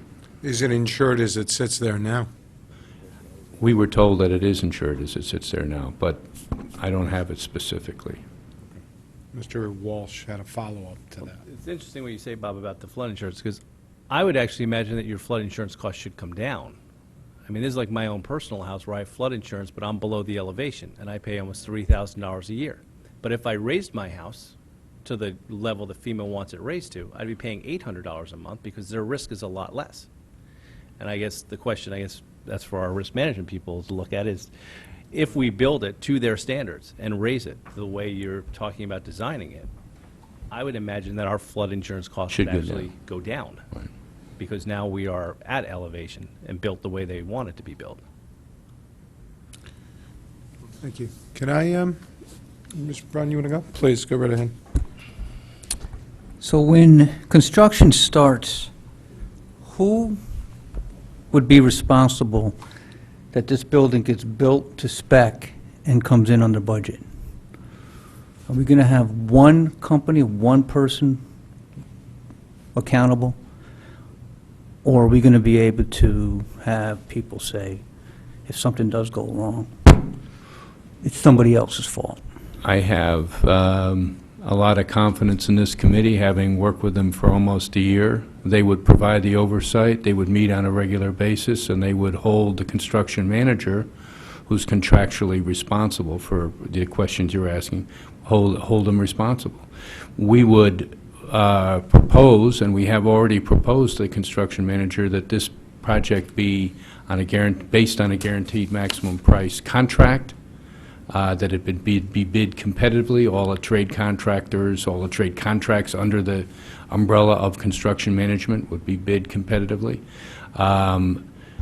We know the pressure is on them because of the way they've been coming back to us about contingency, how much it should be, and how much risk there is in the project. So we'd hold them responsible, the construction manager. I don't think there's a need for oversight by a third party. There's going to be plenty of engineering oversight. We are in the process of buying out engineering supervision. The building department has already sent us multiple signals that they're going to want special inspections. So I think we're going to have quality, and I think we're going to have quality as far as the budget and schedule are concerned. And I don't think, knowing this committee, I don't think at this moment it's necessary to have another layer of management, which is, as you know, not uncommon to have a project management oversight function. Okay, so if I hear you, you're saying that the committee is responsible, it's going to hold the construction manager accountable? Correct. Correct. Okay, thank you. Mr. DeWitt, I think you have a follow-up to Mr. Brown. I do. In the last few years, as long as I've been on this board, there's been a number of projects that did not have a project manager, and I especially, been very vocal about needing somebody to be that project management. In fact, one of our former members who's on your building committee, Mr. Bolito, he always used to say, we need somebody we can sue. And so I disagree. I mean, the building committee, God bless you, you're doing yeoman's work here, boy, and it's a hard job.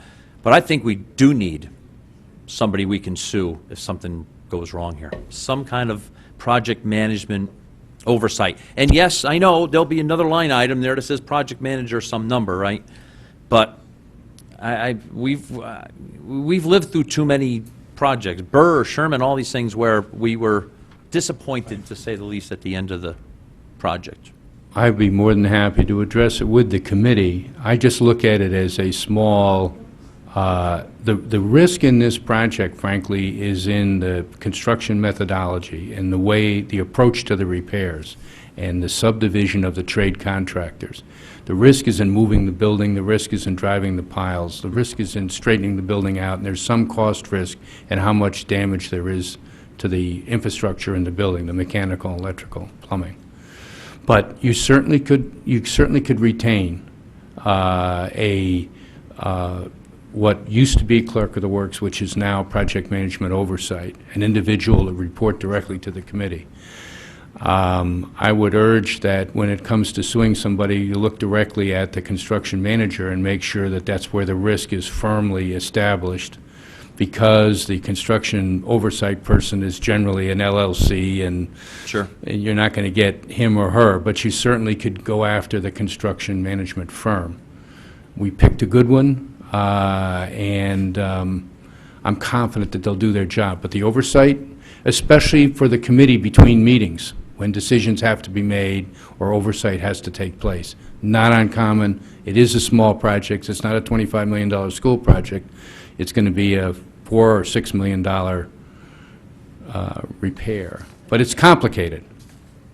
Yeah, there's a lot of moving parts here. Yes. That's Yes, my I would concern. agree with you. Just moving the building, I would agree with knocking you. down part of the building and keeping the thing right next to it in place, is... I agree. Thank you. Mr. Brown? Just to continue to follow up, there's going to be contracts, correct? Yes, And the contracts are going to be reviewed by the committee, and I assume legal counsel? correct.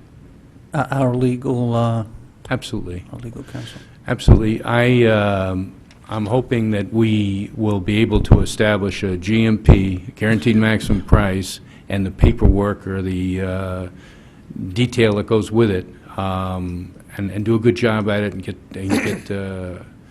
town council to look at it and sign off on it. That's the way we would approach it. Right. All right, thank you. So I have a question. Mr. Bradley, when they rebuild this, when they get it all set up, what's the estimated useful life of the building, do we think? Well, it's a wood frame. It's not what's called an institutional building or a monumental building like you'd have on a college campus, which is brick and mortar and steel, so forth.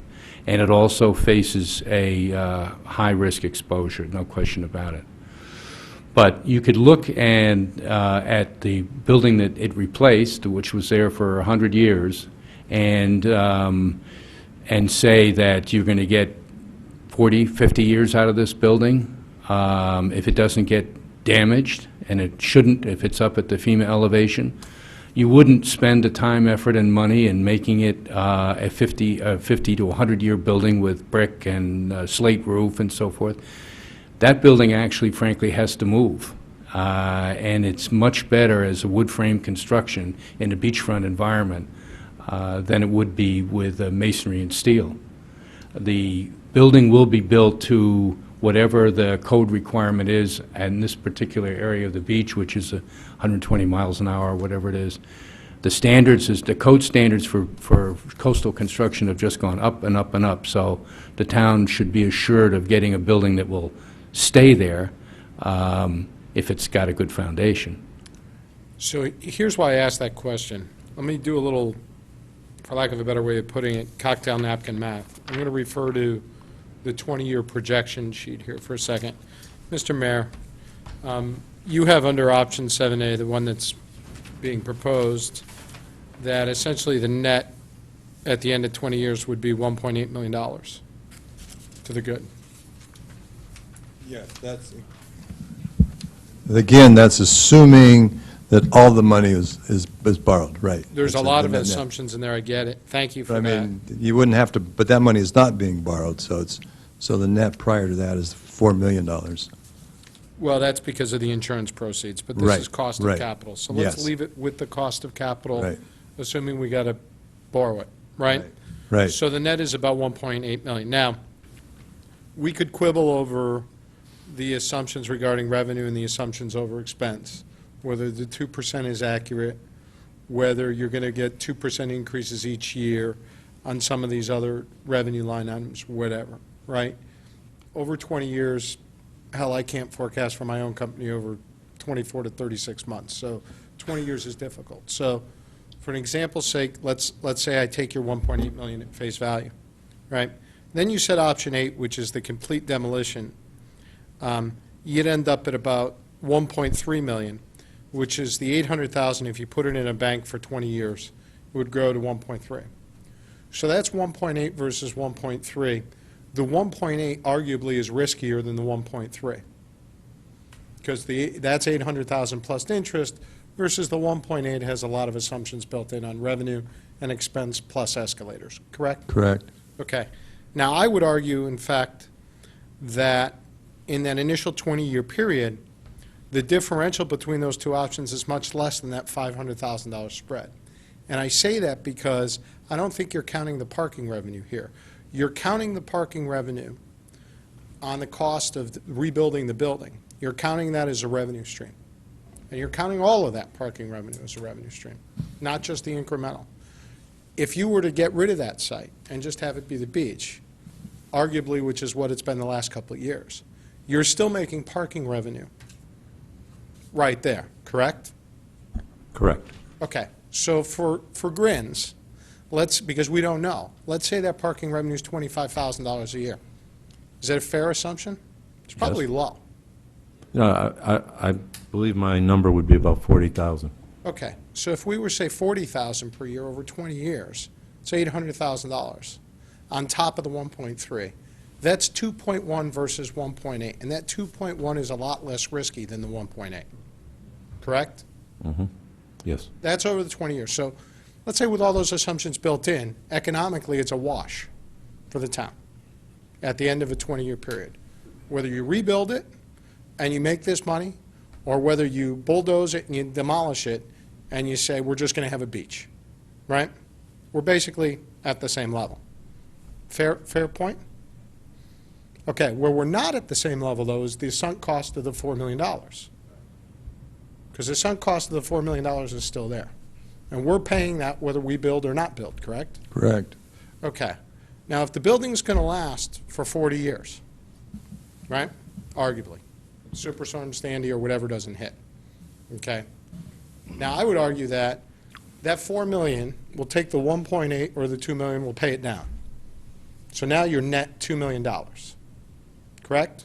Well, yeah, actually, you are, all the debt's paid off in 20 years, plus you have the facility. Agreed, but you paid it out of tax revenue on the $4 million because you're not earning any tax. I was talking about the debt on this facility. Exactly. Take the Yes. $4 million, right? So I'm taking the $4 million sunk cost right now, and I'm saying either of these scenarios at the end of 20 years, you got $2 million left unpaid for of that sunk cost, correct? It's paid off. Right. You paid it out of tax revenue. Right. You didn't pay it out of revenue associated with the building, Correct. right? Now, if I agree with your financial projections, you're making anywhere from $200,000 to $100,000 a year net on this building, correct? Yes. Okay, so if you build it and it lasts 40 years, for the next 20 years, you're making $200,000 a year, correct? That is assumption, yes. Right, so that's $4 million, okay? So in the incremental 10 years, it's $2 million. In other words, going from 20 years to 30 years, that's $2 million. So at the end of 30 years, if you've rebuilt the building, you've not only paid off the cost of rebuilding it, you've paid off the cost of the incremental, of the sunk cost, right? Whereas if we don't rebuild it, the only revenue you can get is the parking revenue, And you don't have a building. and you don't have the building, Excellent analysis. right? So at the end of 30 years, under one scenario, you're arguably $2 million ahead if you've rebuilt it, because you paid it off and you paid for the building. Under the complete demolishing scenario, you've still paid for the building one time without the use of it or without the revenue. So the real issue is, in the first 20 years, your risk point is, do you believe those operating profits? Right? And as I said, we went by the base of what we brought in and assumptions moving forward. Right. I just want to level set it, because I think at the end of the 20 years, your net, give or take, but it's that incremental 10 years that gets you. And if you were to accept the accuracy of the calculation of the lost income insurance recovery, the numbers here are conservative. I think your expense numbers are off here, but, and I'm not, Yeah. we could quibble about it all No, I'm day, just but- saying, they are Yeah. conservative compared to what was actually agreed to by the insurance company. Right. For And my similar- analysis yeah, doesn't factor in at a 20-year-old building, you're Yeah. going to have some maintenance costs Yeah. related to it, too. Right. Quick question, though. If I turn to option 9, which is another option that's got a little bit of play and people have advocated for, which was replacing the building with a smaller building. The one thing that's interesting to me on that is that it's a much smaller building. Is that a correct, is 5,000 square feet, that's a much smaller building than rebuilding what we currently have, right? Correct. It's as if you were to theoretically take the locker wing down and take down or demolish the gathering room. Right. And then you would rebuild the rest. My question on this, I may know the answer, but I want to make sure I do. Why is it half the cost and not less than half the cost of rebuilding or moving the entire thing? Because if I look at the option under consideration, it's 6.4 million, right? I got the right number there? Yep. Versus 3.2, 3.3. So it's a much smaller footprint, but it's only half the cost of the bigger building. And that's true all the way up to the actual cost of construction. Okay, I'm sorry, explain that to me, because I'm Well, look-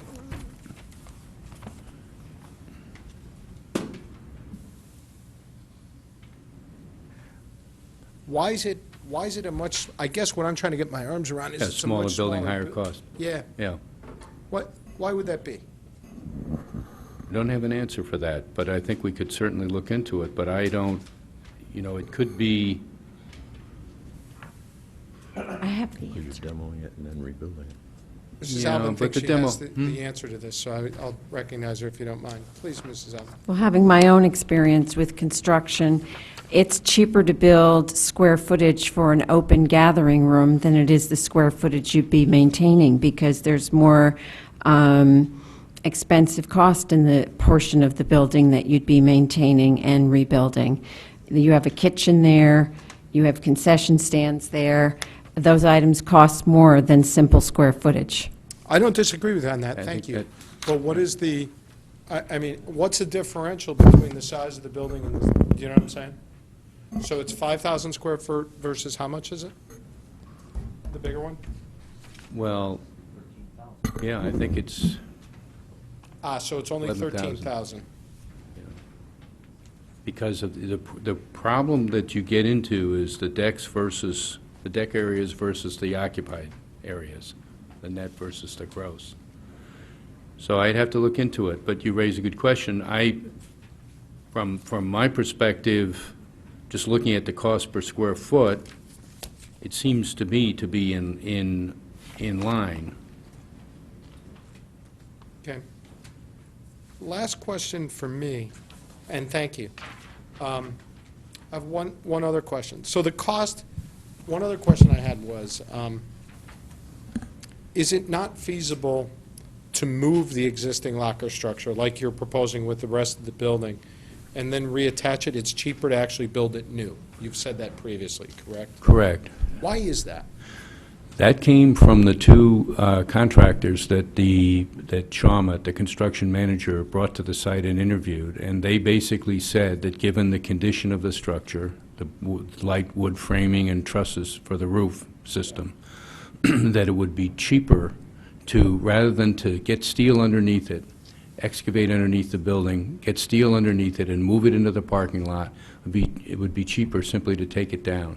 Someone also told me that both structures wouldn't fit in the parking lot at the same time, or what have you. Is that? No, they will. They did? Yeah, Okay, good. they will. So, actually, they took off from that discussion and basically went in the direction of rebuilding it, tearing it down, building the new foundations, and building the new locker space. There's a question about the decking in the locker space that's been brought up by the building department, and so this would solve that problem if indeed it is a problem. Understand, thank you. Last question, totally unrelated to my other line of questioning, but on this board, a lot of times, particularly when we're talking with, about town assets, and fund balances, long-term liabilities, we've adopted a concept of do no harm, of not putting us in any worse situation than we were in the past, right? You guys know what I'm talking about. When it comes to this building, what have we done in terms of the LA, the neighborhood's concerns over flood erosion? Are we comfortable that whatever we're proposing here does not make a situation worse as it relates to flood and erosion for the neighborhood? And how have we gone about that? If you could just step me through that. Well, we're comfortable in the fact that we're taking the grade of the site up to +12, which is about 2 or 3 feet higher than it is today. And that, we've been told by the engineer, by the coastal engineer, will reduce significantly the risk of that particular site. That particular site imposes on the neighborhood.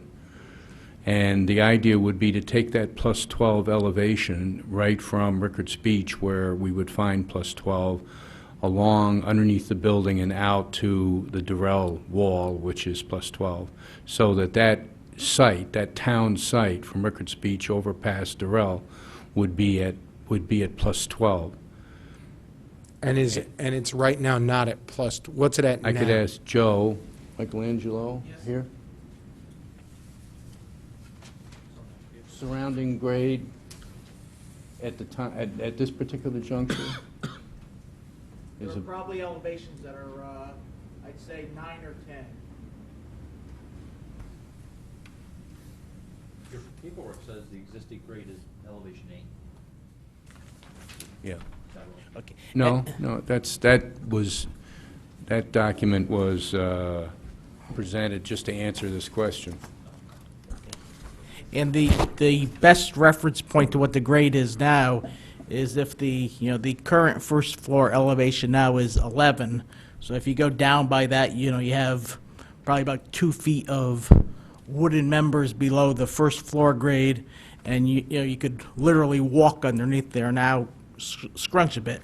So it's probably in the belly underneath the building, it's probably elevation 8 is probably a good thing a good estimation if you subtract down from the 8. That's From the what it 11. says here. In the document you're looking at, sheet G. Parking lot is at 4.5, or elevation 6 to 4.5. It varies. The existing grade underneath the building is elevation 8.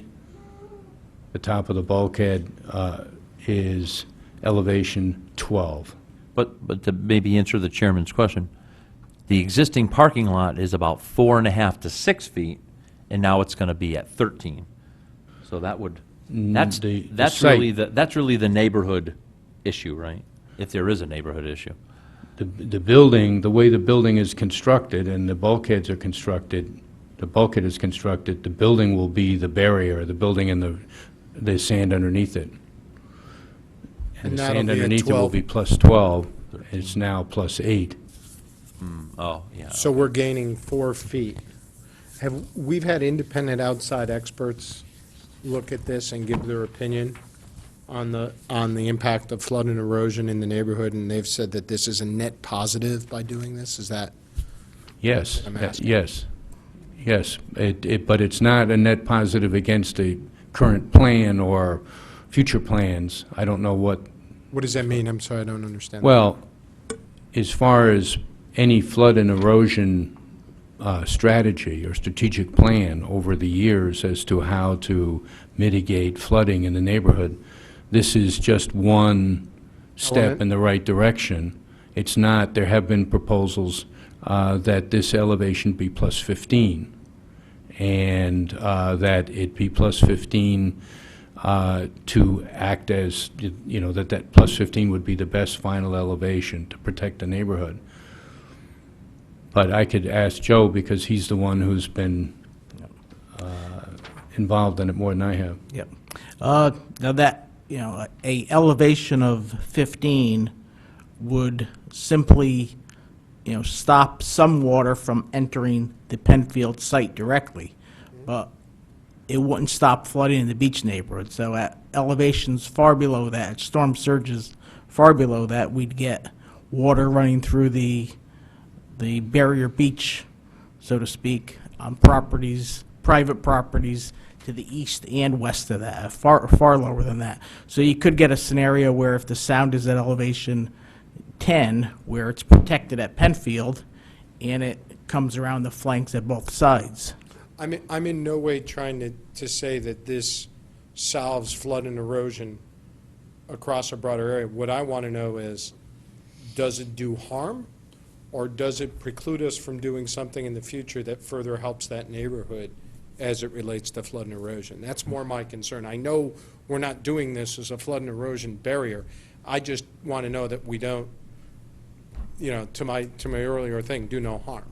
Well, we certainly, the construction documents at the moment show going from elevation 8 to elevation 12 as far as the site is concerned, and to extend that approach on the right and left so that the flooding waters wouldn't flank the building. And so I think that it's not doing harm. Would it preclude a flood barricade in the future? I think it would depend on where the flood barricade was going to be installed. That test would have to be taken for all the houses and all the structures up and down there, where there are driveways and pathways and so forth that are much lower than this site. Right. Mr. Michelangelo, I mean, this is really more your bailiwick than the building committee's. Do you have any concerns relative to this?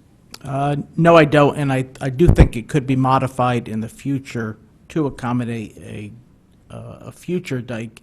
And one of the things that would be needed to be done at that point is to change the access ramps, change the grade around the building, things like that.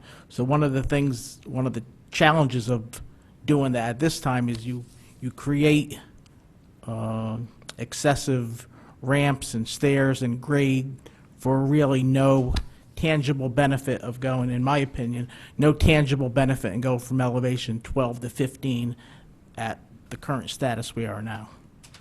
Great. Okay. Gentlemen, thank you very much for answering my questions. I appreciate you tolerating me.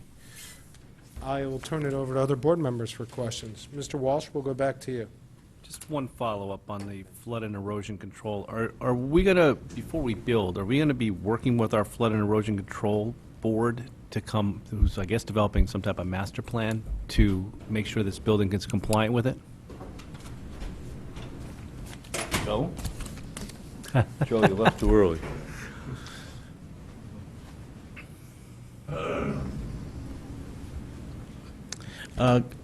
Correct. I'm the staff to the Flood and Erosion Board, and I have been working with them not only on the Penfield Pavilion site, but also on all the areas going from Riverside Drive all the way to South Pine Creek Beach.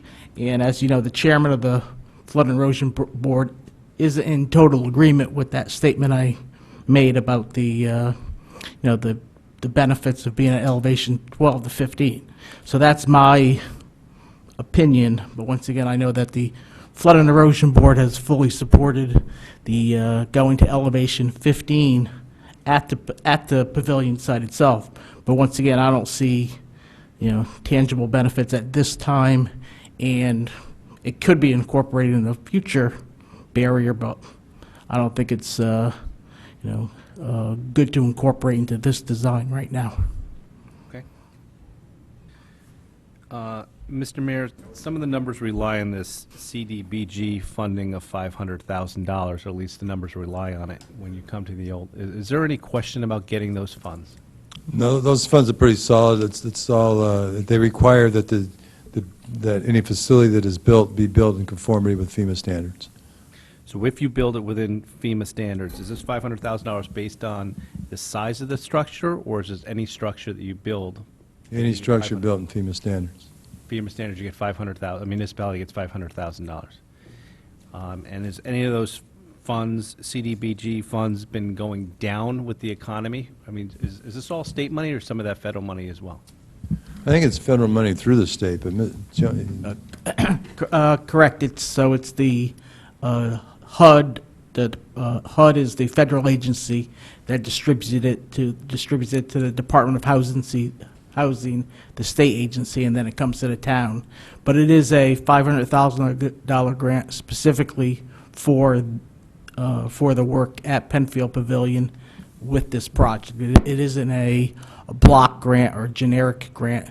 It's specific to this exact project. So those funds are solid. Correct. And once this gets approved, one of the things we'll be doing very shortly is, as we do with all grants, coming before all the boards to accept that $500,000. Okay. Jerry, I just have a question for you in regards to the revenues as you saw them coming in. I guess when the new facility had been built, do you see that the new facility and that the hopefully newer facility, does that cannibalize any of the business we get at the Jackie Durrell facility? Does it cannibalize that over time? Because you're talking about more than doubling from 75 to going to like 190 rentals a year. Do people more look at the newer facility that has air conditioning and is a little nicer Right. in some ways? We estimated about 20 rentals a year. At Durrell? Yeah, we would lose about Oh. 20 rentals Okay. a season. And we never reached that number Okay. in our first year of operation. Mm-hmm. And the numbers for Jackie stay fairly constant. And you have to remember, that's only open April through October. But most of the people that go to Jackie are smaller venues. Mhm. The ones that need the 200 to 250 with the deck during the summer months. They want so we can accommodate, depending on the type of function they're having, up to 250 with the deck and the interior. Okay. Thank you. Other questions? Anyone have anything else? Nothing? Seeing none, we'll go to the public for any public comment. I will reiterate that this is not questions of the board or the presenters, but the opportunity for public comment. I would ask that you come up to, Mrs. Albin, can they borrow your microphone? It might be easier. Thank you.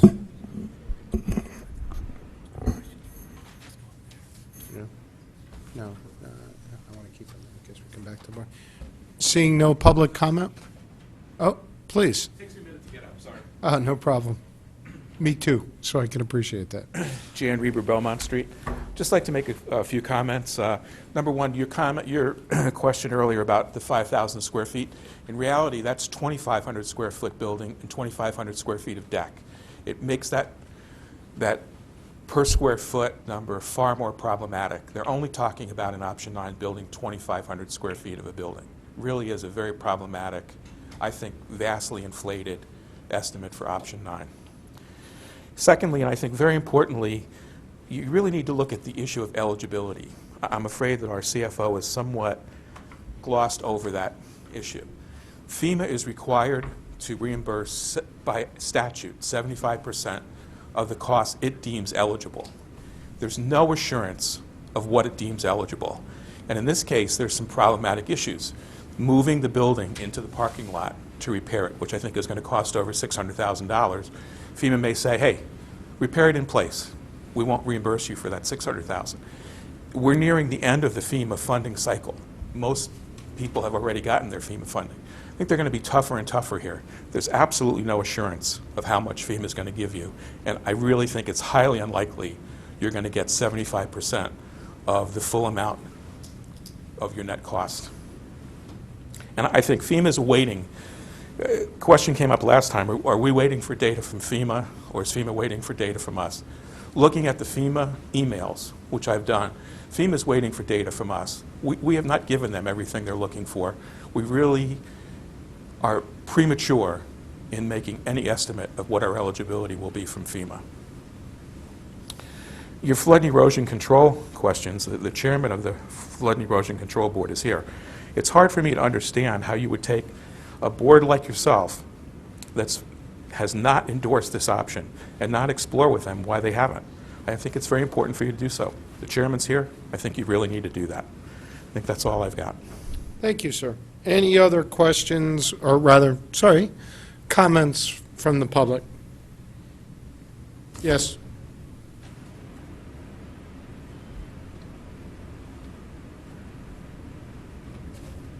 Yeah, my name is Rick Grauer. I'm the chairman of the Flood and Erosion Board. And as early as, we've attended most of the rebuilding meetings, and as early as June of last year, we put in a recommendation that the asking for the incremental cost to raise not the ground level underneath the pavilion, but an incremental elevation of 3 feet above the elevation 12 seawall now. We are looking to tie this into a master plan that we're working on with Joe for the entire shoreline from Ash Creek all the way to the base of Sasko Hill, trying to prevent the 100-year storm. This building is located in what they call a V13 zone, which is basically they're saying the water can get to your elevation 13. The current wall is at elevation 12. Mr. Bradley is correct. If nothing else is done on the shore, the parking lot's still going to flood. If the water doesn't get to elevation 12, it will come in through lower areas. Our concern is, while the building is under construction and all the work is being done there, the incremental cost to raise the bulkhead to 15, which we feel would be reasonably sufficient to stop floodwaters from coming across that property, not protecting anything else on the beach, but because it is a town-owned property, floodwaters do not come through Rickards Beach, they don't come through the Durrell Pavilion, and we haven't come through Jennings Beach. So Penfield, being the only town-owned beach in that area that is topped and allows floodwaters to get in. The bulkhead that was there now was topped during Sandy. Water came over that and contributed to the water in the floodplain.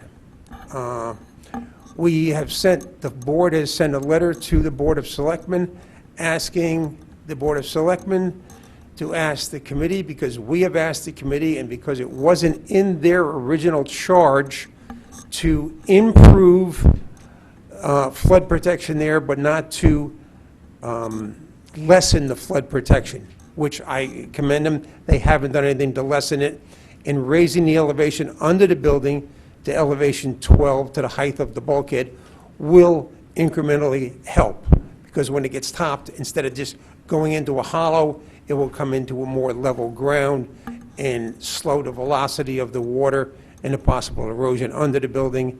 Tying it into Rickards Beach and Durrell Pavilion will also help that particular property from being flanked. But again, we've asked their engineering firm on an informal basis to come back with the incremental cost for the 3 feet. We have asked the selectmen, because it wasn't in the original directive, to the rebuilding committee to ask the rebuilding committee for the incremental cost to raise that wall 3 feet, and we felt this can be done with an earth and rock face situation, because they are, rightfully so, suggesting pulling the sand away from the bulkhead, putting a rock face on it, which our thought is extend that rock face 3 feet. That would still be only 6 inches above the proposed deck on the pavilion. It blocks no view. You could then extend the deck on the pavilion out to the edge of that, so that there's no step downs. Any steps going to the beach, handicap ramps could be detachable from the deck. The town could go in with their front-end loaders, pick them up in the event of a storm, put them in the parking lot where they're safe, return them after a storm. Thank you for your comments. Let me, if I might, since you are the chairman of that committee, let me ask a question. So you guys are working on a master plan. Yes, we are. When does that master plan due? It has not been fully vetted. We are scheduled to present it to the Board of Selectmen on the 17th of December. But is that, and then it goes through a process from there, so it's not fully vetted? No, we have reviewed it briefly with the Army Corps of Engineers, who feel that the cost-benefit ratio is there, and it's a favorable situation to do. It is a massive situation that costs a lot of money. So let me ask a follow-up question to that. There's nothing that this pavilion, the building of this pavilion does to make this any worse of a situation. It improves the what I'm hearing, and I don't want to put words in your mouth, what I'm hearing is it makes the current situation better, but not as good as your committee may like it. It makes it better in that it ties it in on the east end to Rickards Beach, which is not adequately tied in. The water came across there with, what you call it, the horse ramp or whatever. It came through there and through the waste block area around just east of the handicap ramp there, the waste block area that they put in because the bulkhead didn't extend there, flooded extensively early. Is there anything that they're doing, though, and I'm just, we're dealing with this one specific product, so we've established that we're not going to, if this moves forward, it's not going to do any harm. It's going to improve the situation a bit, but not as much as you would like. Is there anything that's being done that we're aware of that's precluding it from actually in the future, once your plan moves forward, once it gets vetted, once it gets priced, is there anything that's going to preclude them from implementing that? If our plan were to be accepted for the prevention for the 100-year storm, the elevation 12 and the seawall would not fit into the master plan. Work would have to be done at the pavilion after it is all done with changing of walkways and ramps and decks and things. Our thought is, well, this is not your first source of floodwater getting into the floodplain. It is one of them, and it may be more prudent to do all of the work at the time that the construction is being done, rather than come back and reconstruct that area afterwards, to have it fit into the 100-year plan. Thank you for that. Let me ask you a question, Mr. Mayor. Is this tie into anything FEMA-related that we're talking about, or any of the reimbursements that we're eligible, or this would be completely separate? In other words, is there any economic benefit to us in terms of reimbursement or things like that? Well, not related to Storm Sandy reimbursements. There are a number of different programs out there that you can apply, 404 programs and 406 programs. But are we far off from that? That's a process, is what? That's a process. And Joe probably has a better handle on that than anyone in the room. I don't, that type of work would not be funded by FEMA under this project, because we're not mitigating the damages. We're not mitigating any specific damages, so we'd have to apply for funds for not just this dam, dike, barrier, but any one that we build. So, no, there's... What's a time frame on that, Joe? Well, we've been aggressively seeking different grants, and we're working towards that, but I wouldn't say it's, it's imminent in the, I couldn't put a timetable on it. Okay, I'm going to ask you to put a timetable on it. Is it years? Is it months? Is it decades? The full scale, and once again, we got to get buy-in what the community wants. But yeah,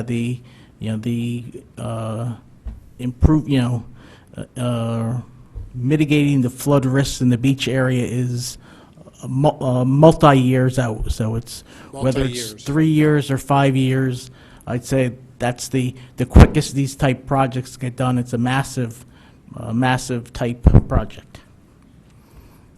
Mr. Bradley, what's the committee's position on this? Was there a reason, did it have a position on this? I'm just trying to get... Yes, we fully appreciated the flood and erosion control committee's work, and Rick's been with us, as he mentioned, almost at every meeting and communicated completely openly with us and vice versa. One of the things that drove the whole plus 12 elevation under the building and extending it east and west was the comments from flood and erosion. It's definitely going to be an improvement. I mean, if it's 8 now and it'll be 12 when the project is finished, that'll be a big improvement for sure. And as far as the building and the way it's situated, just looking at the aerial right now, if Joe and I were challenged to get it to plus 15 at some future date, it's not going to be that difficult to get 3 more feet.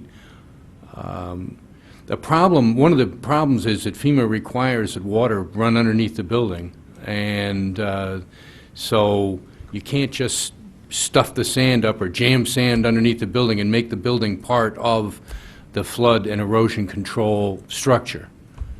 There have been comments that the old building served that function. If it did, that's a miracle. So it would have to be some sophisticated increase, berm, sand dune, bulkhead, in concert with whatever else is being done up and down the beach. It's a very ambitious project to take a small neighborhood and make it flood-proof. And it's multi-years out. If you look at some of the coastal towns, if you look at Stamford, for example, and the hurricane barrier, yeah, it's a long, drawn-out process and would take significant participation by the federal government. The town couldn't afford it. Certainly the homeowners can't afford it.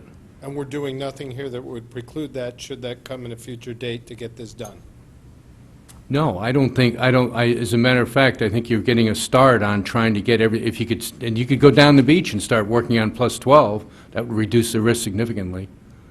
No, I don't think so. I think you'd have to face a increased height in bulkhead, or a bulkhead and some kind of barrier behind the building between the parking lot. You might end up in the worst-case scenario is using a portion of the parking lot for this flood structure, flood prevention structure, and lose parking spaces. That would probably be the big crisis. Thank you. Anything else? Yeah, just to clarify, we're not proposing that they raise the land underneath the pavilion to 15. You want the bulkhead in front of. There's a simple, small section of the bulkhead to extend the rock face up 3 feet. We leave it up to the Board of Selectmen and to the Board of Finance and the RTM to decide if the cost of doing that is justified. We don't have currently in our budget the money to get an engineering firm to tell us what that would be. We have asked the committee to come up with a cost. We have asked the Board of Selectmen to ask the committee to come up with a cost. The Board of Selectmen has not forwarded that letter to the committee. The committee has refused to do it on their own. Thank you, Mr. Grau. I appreciate your time. If you want, I will give you a copy of the letter we sent to the Board of Selectmen, and... If you could give that to our clerk, sir, if you don't mind. Watch out for the wires, Rick. Thank you very much. Mr. Morton? Hi, good evening. Bud Morton, Sasko Hill Road. First of all, I know it may be beyond the scope of the Board of Finance, but it seems to me that someone ought to raise the issue here, as at every such meeting considering this pavilion, with regard to what the public wants. And I know you all received, as did other public officials, many emails expressing opinions, the overwhelming majority of which were opposed to this big pavilion on the beach. Whether those opinions are representative of the town, I can't say. But it seems to me, at some point, somebody in this town ought to pay attention to what the public wants. The second important issue is the opportunity cost. Is this the best use of the money that the town is going to have to spend on this project? And again, that may be beyond the scope of the Board of Finance, but somebody ought to be thinking about that. But you are the Board of Finance, and you seem to be making a decision based on financial projections. I would suggest to you that you have not fully examined those financial projections, which indicate that on an increase in revenues of 133%, from $75,000 to $175,000 for this banquet hall, that costs are going to increase only 18%. If those are real numbers, then I would like to buy the franchise rights and take this business public, because that's a big winner.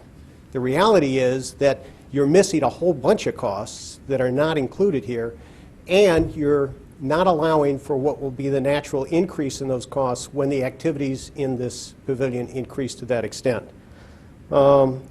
Finally, properly costed, option 9 is a far better alternative for the town. And as was discussed earlier, and as was conceded by the chairman of the PB Penfield Building Committee, the costs of constructing option 9, which is either 5,000 or 6,000 square feet, depending on which version you look at, 60% of which is decks and ramps, which cost basically $50 per square foot, is grossly exaggerated here. Right? The overall cost of building a small pavilion as presented to you now is 50% higher than the larger pavilion, $353 per square foot. Makes no sense.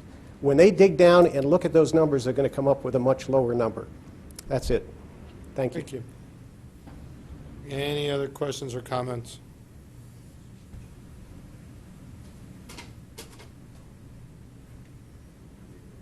That's good. That's good. Thank you.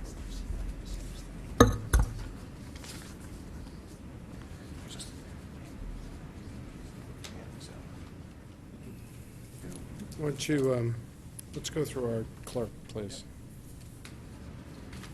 Yeah. So you can see.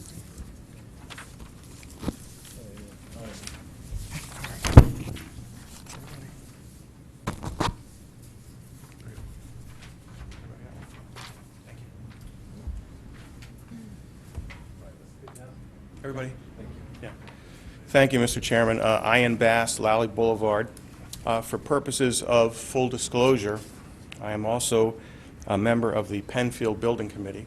And my comments tonight are not a reflection of the Penfield Building Committee. They are solely mine. So I just want to make that perfectly clear.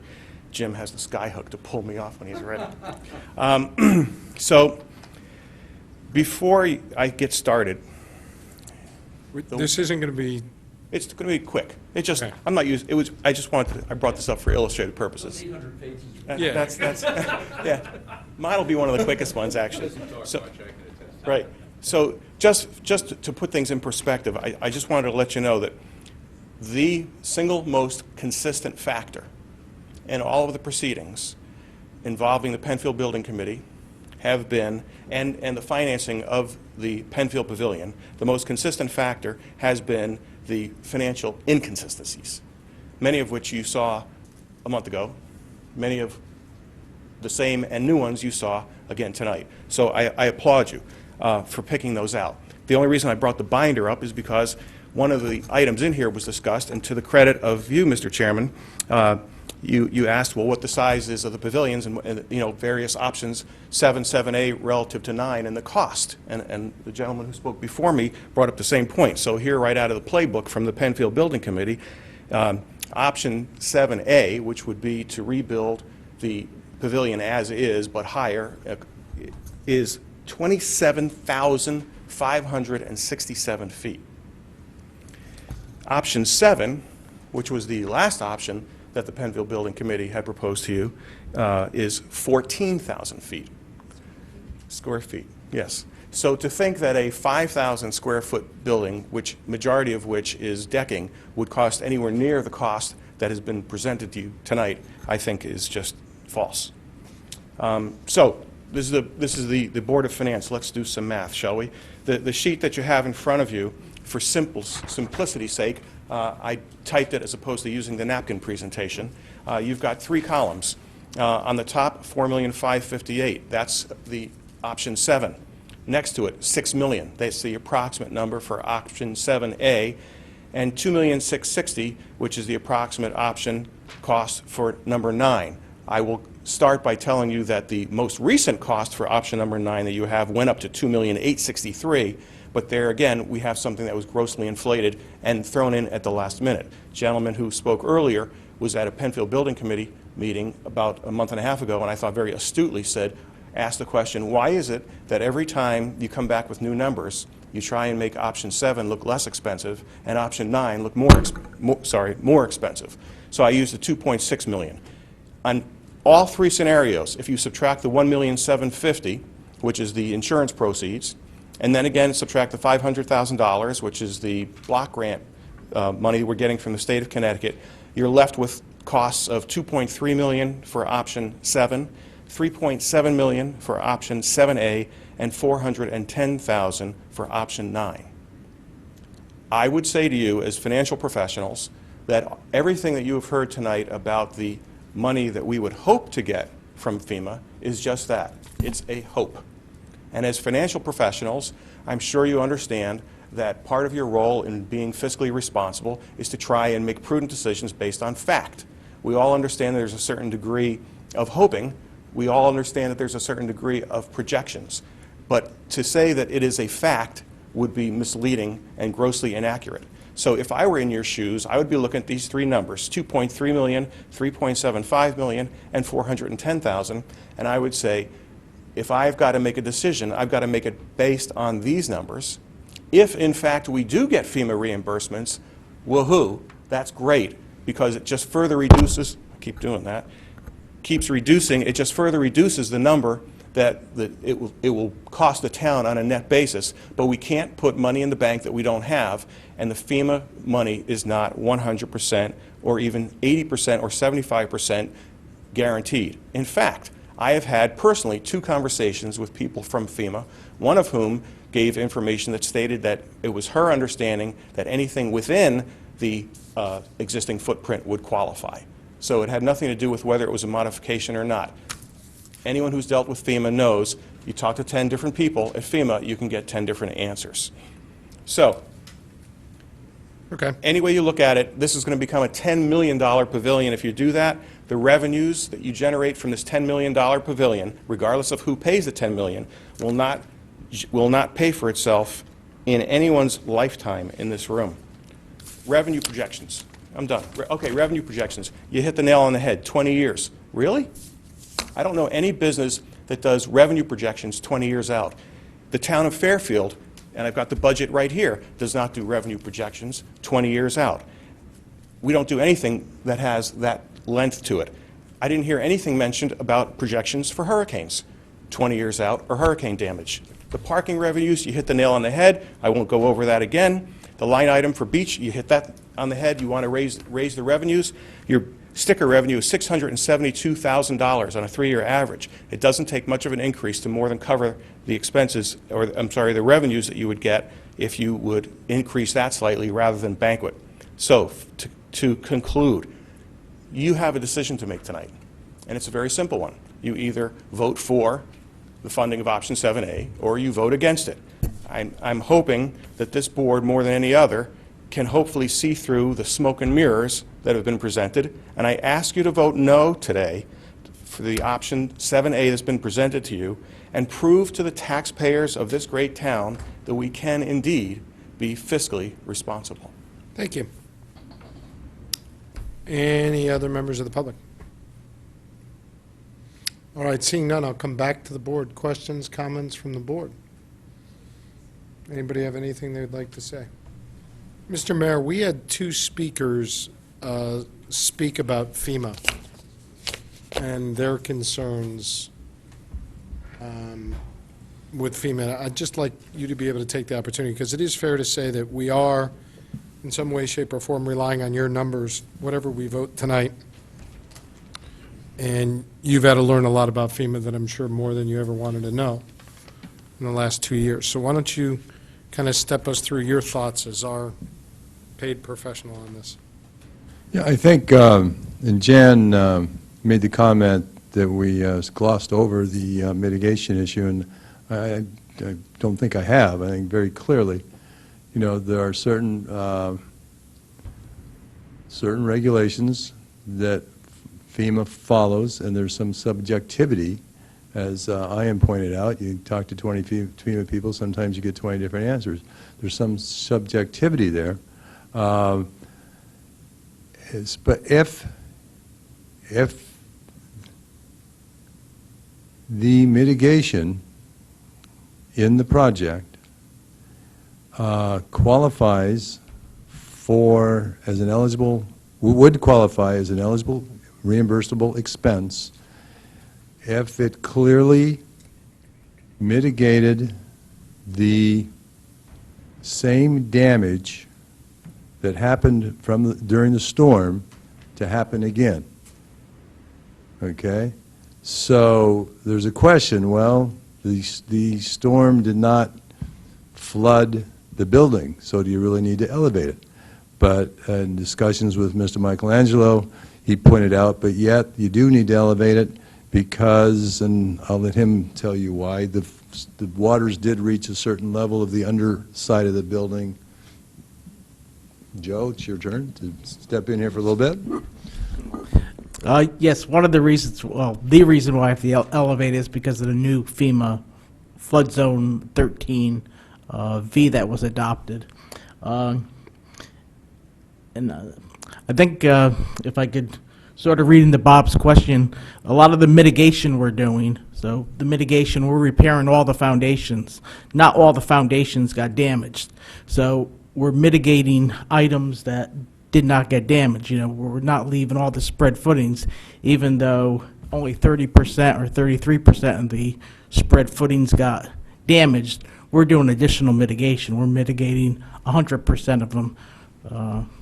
Is that what you were? Well, no, because those were damaged and they could be damaged again. But when I talked about the elevation with you last week, you mentioned that the water did rise up to the level of the underpinnings or something, and that's why you felt elevation would be fully considered a mitigating project to damage that occurred during the storm. Correct. I think all the work that we're doing is eligible under mitigation. There's a couple of methodologies that FEMA looks at. The first methodology is if the repairs are greater than 50% of the replacement cost of the building, then everything is automatically 100% reimbursable, eligible. Right now, the latest calculation that FEMA came up with is like 49%. FEMA is we're currently working with FEMA, and that's, somebody alluded to information. I think Jan, again, indicated he'd read some of the emails, and FEMA's been asking us for further information. FEMA is, and we in conjunction with FEMA are preparing what FEMA calls a benefit cost analysis, BCA. That benefit cost analysis brings in as to the value of the building is not just the building itself, but the value to the town and lost revenues. There's other factors that come in so basically what it says is if you don't replace the lost revenue potential to the community from not having the facility would be part of the cost of the repair. So the numerator, I'm getting confused here between numerator and The denominator. loss goes up. So the loss goes up, thank you. And therefore, you pass that 50% mark, and therefore it would be 100% reimbursable. So that's a process that's going on right now. So in other words, the fact that our insurance policy paid out for business interruption supports the case that the loss isn't just the physical loss, but also the business loss of that revenue, and that should be factored into the consideration of whether they get over the 50%. Is that Correct. That's part of it. It's also lost to community. Community businesses, excuse me, any commercial businesses, commercial activity, it's basically lost to the community, if you will. So that's the process we're going through right now. Once that process is complete, if we're over 50%, then what FEMA would do is go through a critique period and a review period and issue a PW that would pretty solidly probably accept 100% of the mitigation. There's a high level, 95% level in that case.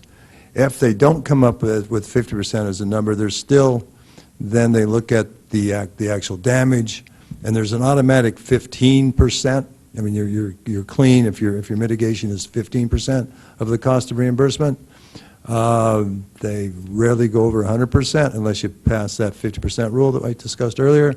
And between 15 and 100%, it's a matter of looking at what it does to the building, how it's improved the building, how it mitigates future damage. That could also be brought in from a subjective perspective. So there's multiple number of steps, a multiple number of avenues that we're going through to optimize our opportunity of getting the the mitigation fully determined to be eligible. What's your confidence level? Having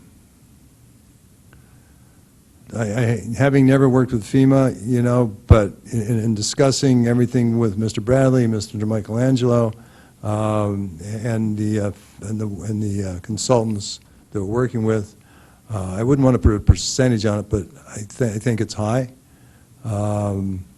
Certainly greater than 50%. Some of the answers hopefully will be forthcoming shortly. What does that mean? I'm hoping that the BCA will be completed by the end of the year. When does the RTM vote on this? 15th of this month. So they'll have the benefit of better information related to FEMA than we have? It's possible. Yeah, It's possible, or they will?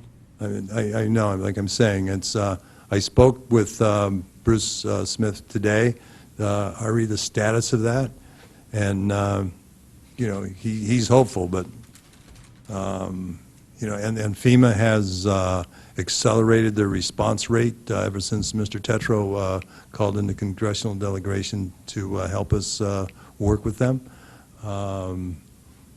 But, it could come the day after, it could come the day before, it could come a week later. Are there any other questions? Mr. Stone? On the 7A, what is the percentage of building and what is the percentage of decking, or the square footage?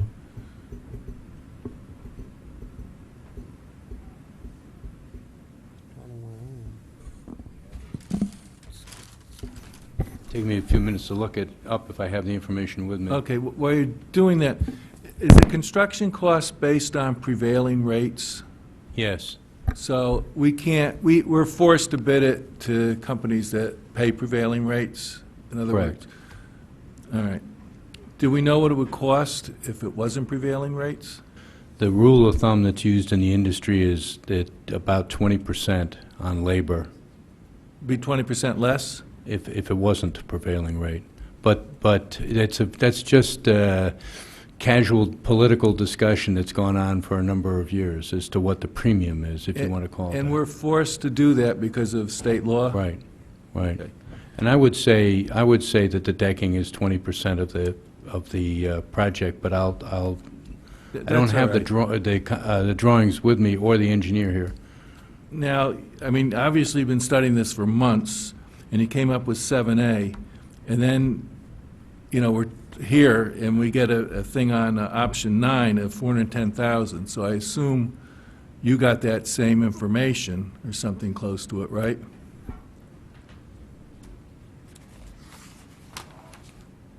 When you say 410,000. Well, I'm just going by what's here. For option 9? Right? Am I right? Well, that was the spreadsheet that was handed out. Right. Independently by a member of the committee. Right. No, that was So a you net. reject that? Yes. Okay. Yeah.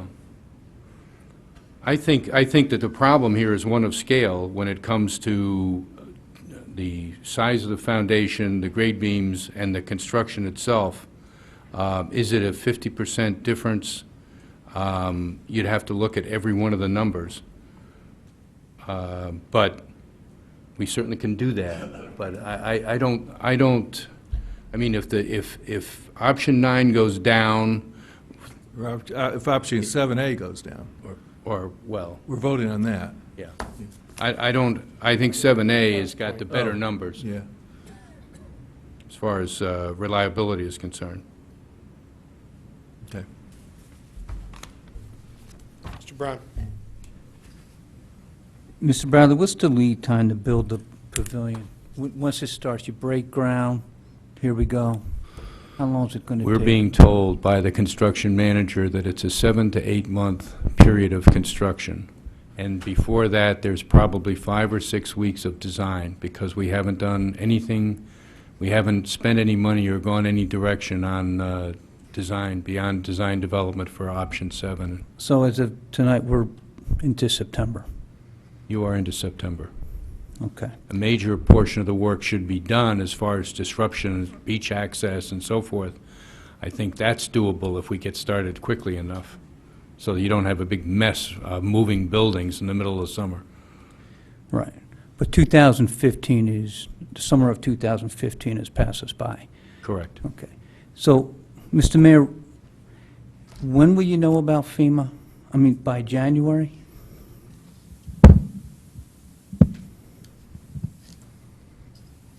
I mean, we've got to have some type of time frame here.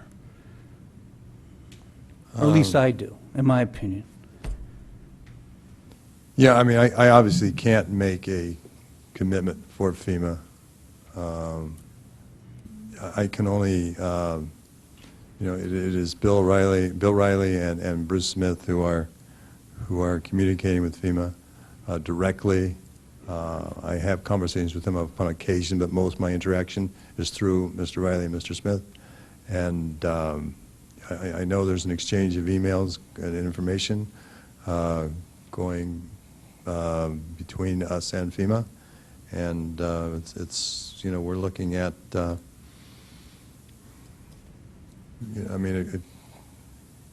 you wanted to say on the outside, I would say 60 days. If you want to say on the inside, I'd say 10 days. Okay.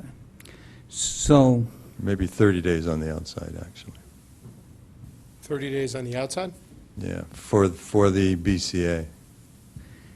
okay. The reason I asked that question is you mentioned 50%, you mentioned high.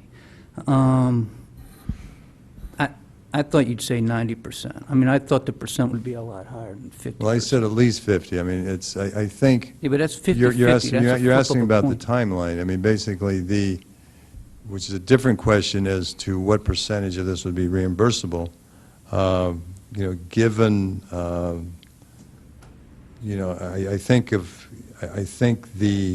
unless I misunderstood your question earlier, I'm talking about, let's. The if you go to your reimbursement, 7A. there's a reimbursement percentage and there's a time percentage. Okay. The so- reimbursement percentage estimate that is the consensus of the group, I'm not going to say my number, the consensus of the group, that's Riley, Smith, Mr. Michelangelo, I would say that number is 90%. Okay, so if we go to your page 2 and we're at option 7A, and we're at a $6 million total project cost, you take out your insurance and deductible, and you get 75% of your $3,779,000, right? So I'm talking about that $2.8 million. Right. Just that whole formula. The formula is correct. The formula's correct. What you're saying is within somewhere between 10 to 30 days, you will know if FEMA will reimburse us at the total project cost. It is my strong belief, based upon my conversations, within 10 to 30 days, we will have completed and FEMA will have issued the ruling on the on what they call the BCA, and that if that shows a greater than 50% ratio, then that makes these numbers, reimbursement numbers, real solid. Okay. No, I'm done. If you want to follow up, I do. you have a different question. Do you have a follow-up? I do. Okay, Mr. Stone has a follow-up then. Can I go real? Mr. Stone. So if we approve 7A tonight, and then we get a FEMA ruling in 30 days that is contrary to what you're saying, no construction's really going to be done. I mean, we could halt the project, right? I think it'd be prudent to manage the product in line with FEMA response, yes. So we could halt in 30 or 60 days if we get a ruling that we don't like for whatever reason. I mean, no shovels in the ground then, it's winter. And It's going to take, I'm sorry. If you got to make up your mind, if you charge the committee with proceeding with 7A, we Right. would then Proceed. engage the architect and the engineer, and we would be spending $100,000 or $150,000 during this interim period. They require about 6 weeks to get drawings, and then there's another 4 or 5 weeks of bidding the project out. So there is some time when... Yeah, but that's a risk the town could probably afford as opposed to, anything else. So, I mean, to me, it's not such a bad risk. If there's a good chance that FEMA's going to do what we think, but if not, we have an option. Right.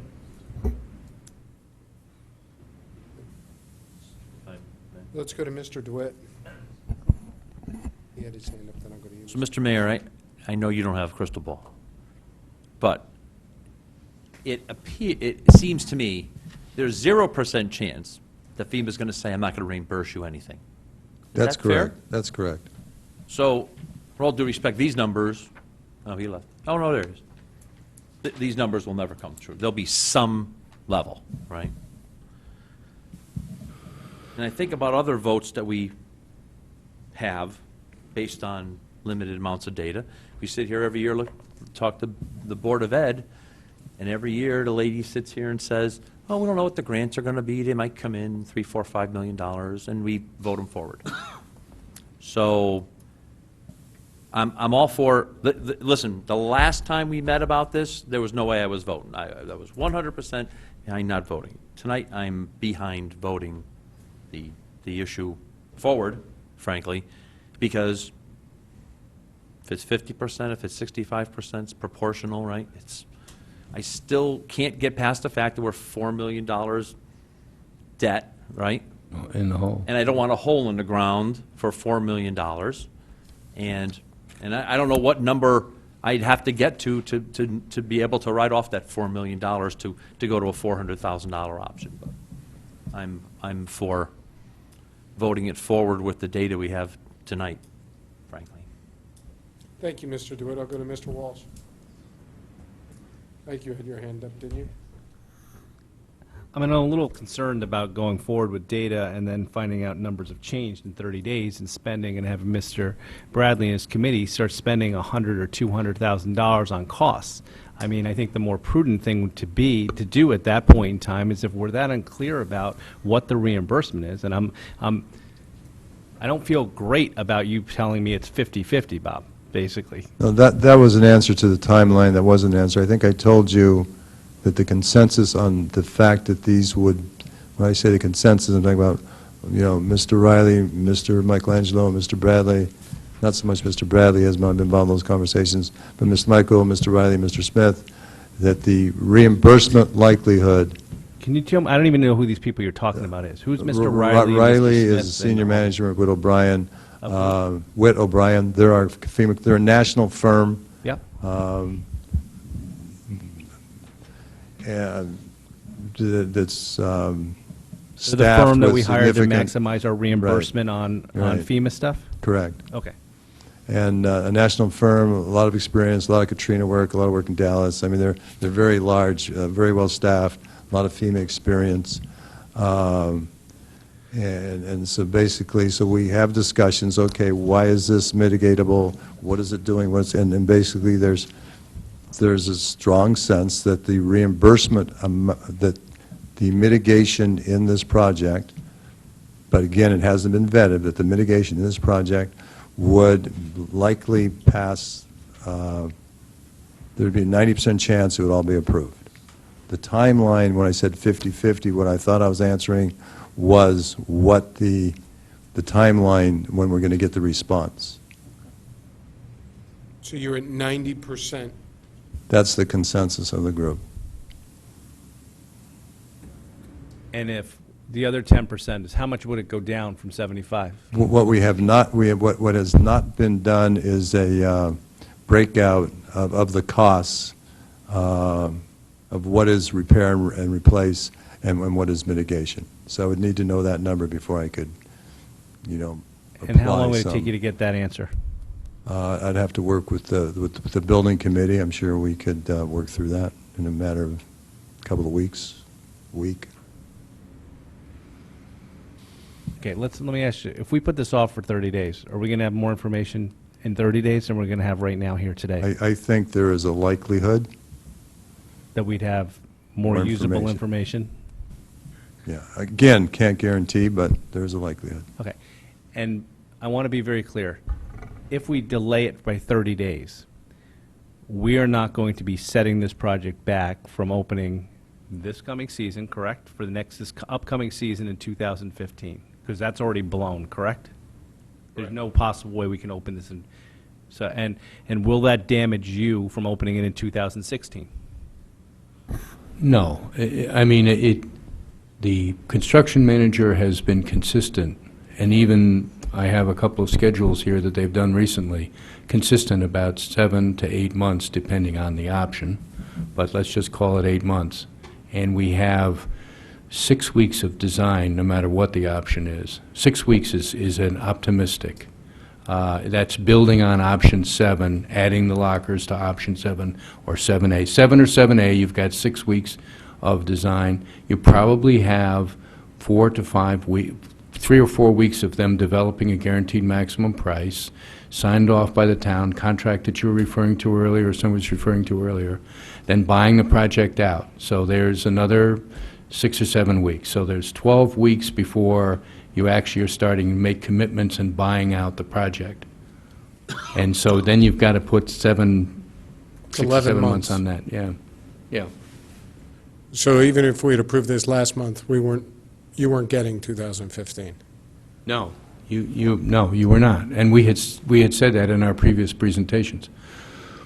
Yeah, we're really looking at the 2016 year. There's no time urgency to this issue. So within 30 days, I saw you, Mr. DeWitt, and I'm sorry, Mr. Walsh, I jumped in, I didn't mean to. Ken. If we were to vote on this in 30 days, we're not impacting 2015.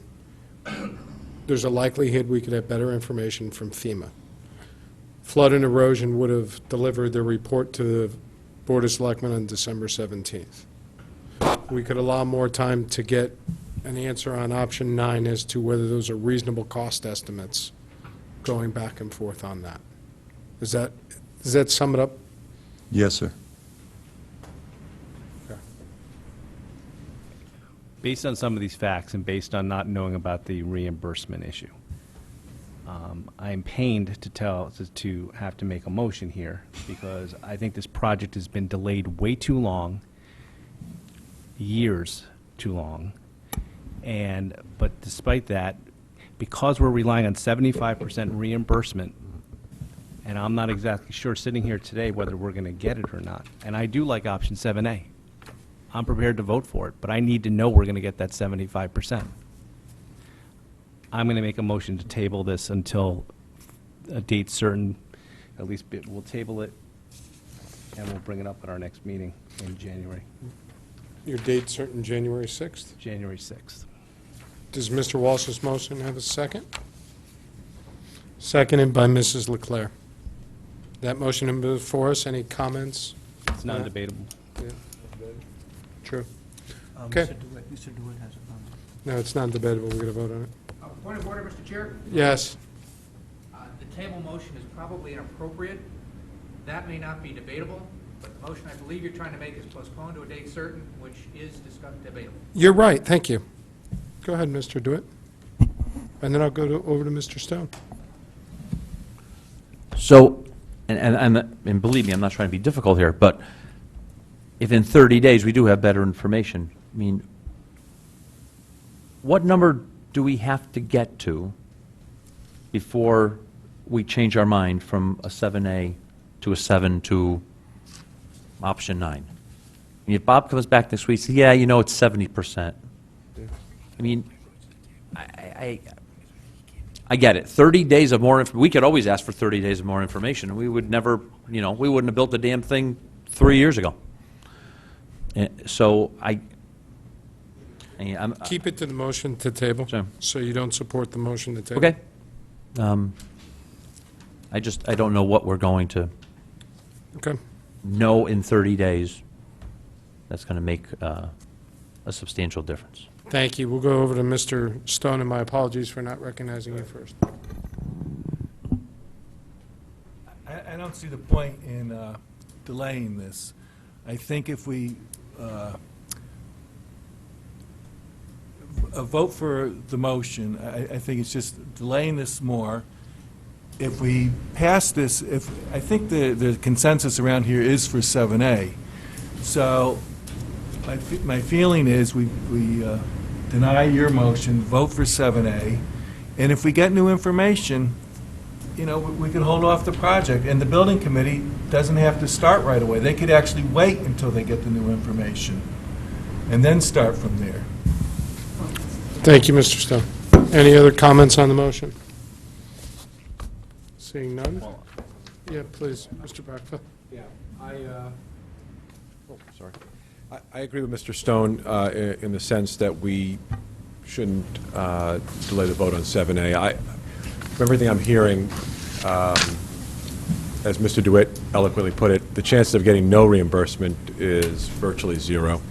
And, you know, this is a landmark item for the town of Fairfield. I mean, I can't think of anything, maybe the gazebo in town, I don't know, but that speaks more to our community and the things that, I know Bob says when he's showing people houses, one of the first things he does is drive them down to see the beach and the pavilion. Not this year. Not this year. And, That's why he wants to move it forward. actually, surfers, he shows surfers, the building. But, so I know for me, if the reimbursement comes in at 50% rather than 75%, that would not change my opinion on the project. In fact, to be perfectly honest, if it came in at 0%, it wouldn't change my opinion. But that's neither here nor there. I think we've heard plenty. I think the building committee has done yeoman's work. I think last month's delay was perfectly appropriate. There was, you know, meaningful information that needed to be examined. But this comes down to, I think, whether or not we want a pavilion that is built in the way that 7A builds it. I just don't think this is really a dollar and cents issue, to tell you the truth, on a project that means this much to the town and has such a long lifespan. So for what it's worth, I would also not want to postpone this one and put it to the board on 7A. Okay. Any other comments on this item? Mr. Walsh? Well, I agree. I believe there's a landmark building too, and I want to fund it. But between 7A and 7, if we're not getting 75% reimbursement, it's millions of dollars. So to me, it's not pennies.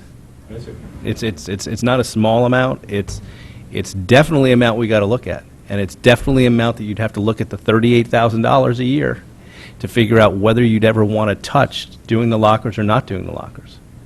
So for this reimbursement to be off, doesn't even have to be from 75 to 50%. It could be from 75%, I don't know what the break even would be, but it could be from 65%. At some point, there's a break even where it doesn't make sense to do these lockers. There just is. Unless you just say aesthetically, I'd like to look at the lockers. So based on Mr. Mayor not being able to give us, I think he's at 90% reliability factor, but he thinks that there's going to be information, correct, Bob? Correct me if I'm wrong, because if I'm putting words, but you said that you thought there'd be information in the next 30 days that would help this committee. Based upon a conversation I had with Mr. Smith today, my expectation is within 30 days. That's his expectation. therefore my expectation. But based- not based upon my direct conversation or knowledge or working with FEMA, but based upon the information I received from our consultant. So based on that, to me, being on a Board of Finance and having to look at fiscal prudence of decisions and it not affecting anything, and not affect, I mean, we asked Mr. Bradley, would it affect this project at all because we know it's not opening in 2015, it's opening in 2016. So the luxury of that is that now we've waited so long that we actually built in ourselves a time buffer in there. Why not use the time for 30 days to get the information that we have to make sure none of us get egg on our face, that we make a bad decision, that this building committee doesn't start spending $100,000 or part of that. I don't think it's going to matter. If anybody in this room thinks that there's a reason why 30 days is going to matter, no one said it. Go ahead. Mr. Chairman, if I might add, I'm not Please. sure. On the schedule issue, a soft issue is momentum. When you're planning a project and estimating a project and taking a project through the approval cycle, you don't want the project to get stale or overly delayed to the point where, believe it or not, it gets a culture. And that's a problem. I can speak to that from having been in this situation for many, many years. The other thing is, you'd have to think carefully about the schedule, because the one thing you wouldn't want to do is push the schedule back to the point that the building ended up in the parking lot during high season, during July and August. You're not there yet, but you'll be flirting with that situation pretty soon here. So if the delay is appropriate, there ought to be some real steam behind it. In other words, you ought to make it happen, the review and whatever. So I understand that. yeah, that would be my concern, because the schedule will get away from you. All of a sudden, it becomes an ugly duckling on the beach, and it shouldn't be that. This project shouldn't get that culture. Well, supporting Mr. Walsh's comments, if the 30 days, other than you're correct in terms of momentum versus inertia, right? Setting that aside, it's not going to impact the schedule at all about the usability of the pavilion. We're going to have firmer information. Correct. In order to make a better informed decision. Yeah. In order to be able to go in front of the RTM with a level of confidence and say, we thoroughly vetted these numbers and we're behind these numbers to the extent we can be. No, I understand your position. And to mitigate some of the risk, because there's a lot of risk built into these assumptions, as many people have leveled today, whether it be the FEMA risk and the risk on that side, or whether it be the financial projections going forward 20 years. Right. If there's one area that we could eliminate some of our risk, so that our brethren and colleagues at the RTM don't have that same issue in a week and a half, that's where I'm kind of struggling with. I couldn't agree with you more in that respect. All I'm saying is that once a project gets in a rut, Yeah. it takes more time and costs more money. Frankly, It's a very fair point. yeah. Yeah. No, thank you. So I'm ready to call this. Mr. DeWitt, do you have one last comment? Just one last comment. Oh, I'm sorry. We keep talking about this building like it's a summer building, but this is a 12-month-a-year building. So our revenues are based on 12 months of rental. So 30 days is 30 days less, so. Thank you, Mr. DeWitt. That's a fair point. Mrs. Allen? Through the chair to Mr. Bradley, if, first I will say I am not in favor of postponing this, but to give some idea of what your concerns are, or to give some vision to those, if this is delayed and this body doesn't deal with this until January, and let's assume then they make a decision to go forward in January, you're then waiting for the RTM, which is the end of January, and let's assume maybe they approve it then, maybe they need more information, and you're looking at February. How late into the beginning of 2015 is it before you start looking at having the building in the parking lot at the wrong time of the year, because you're going to have, so let's say even the RTM approves this at the end of January. You said you have 6 weeks design time, that's middle March. Right.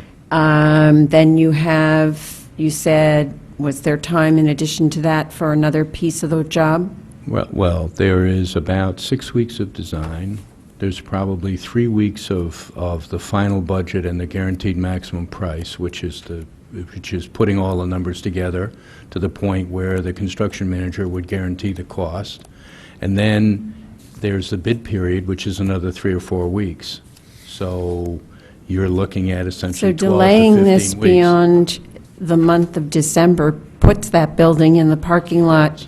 It does. I mean, that tells me that we really don't have the luxury. Well, you could look at it two ways. You don't have the luxury of the delay, or take the delay, and the building will be in the parking lot in September.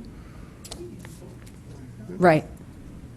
I mean, you would then relax the schedule. We wouldn't relax it, because I know too much about the business.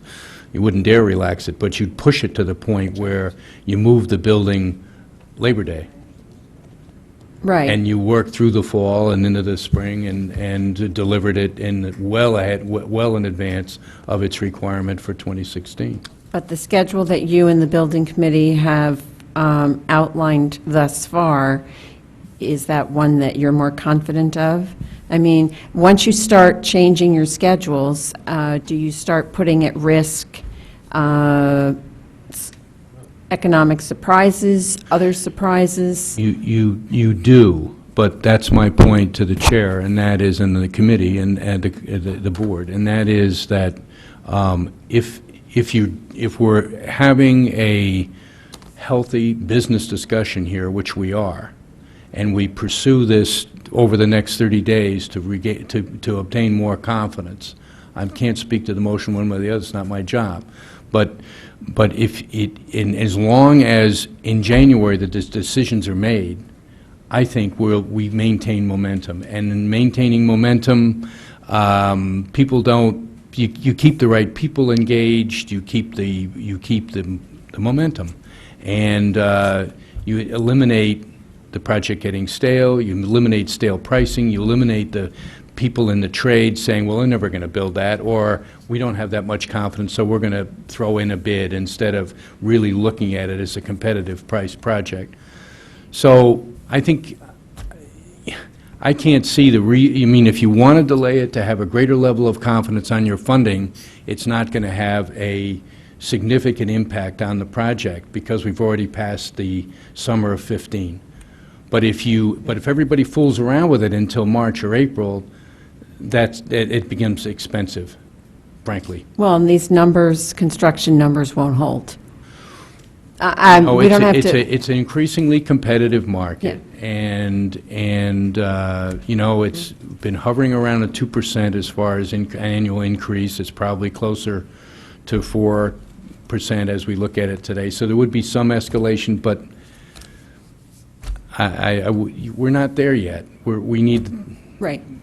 we just need to go further. All right, thank you. I won't be supporting the motion to postpone, and I will support the main motion. It's time to decide whether we're moving forward or not.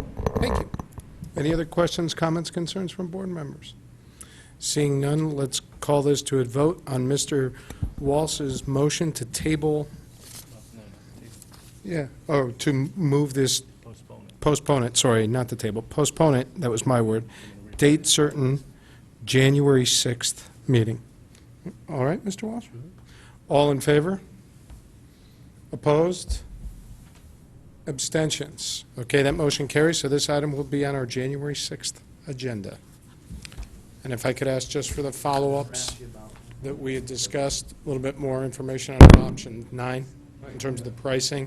Mr. Chair, I was going to request that there was a list that you, that we get that in the record. Absolutely. It was the, first of all, I think we can probably get it in the record directly from the tape. But second of all, it's option 9, a little bit more vetting on the cost and some answers on that. There was the FEMA information, and there was information based on the vote to come from the Flood and Erosion Committee, which I guess is supposed to deliver their report for the chair on December 17th, just if there's any information on that. Gentlemen, I thank you. Can I also ask that? Yes, please. Can I also ask that all the numbers that we changed tonight be updated so that we have accurate numbers? Great on idea. everything?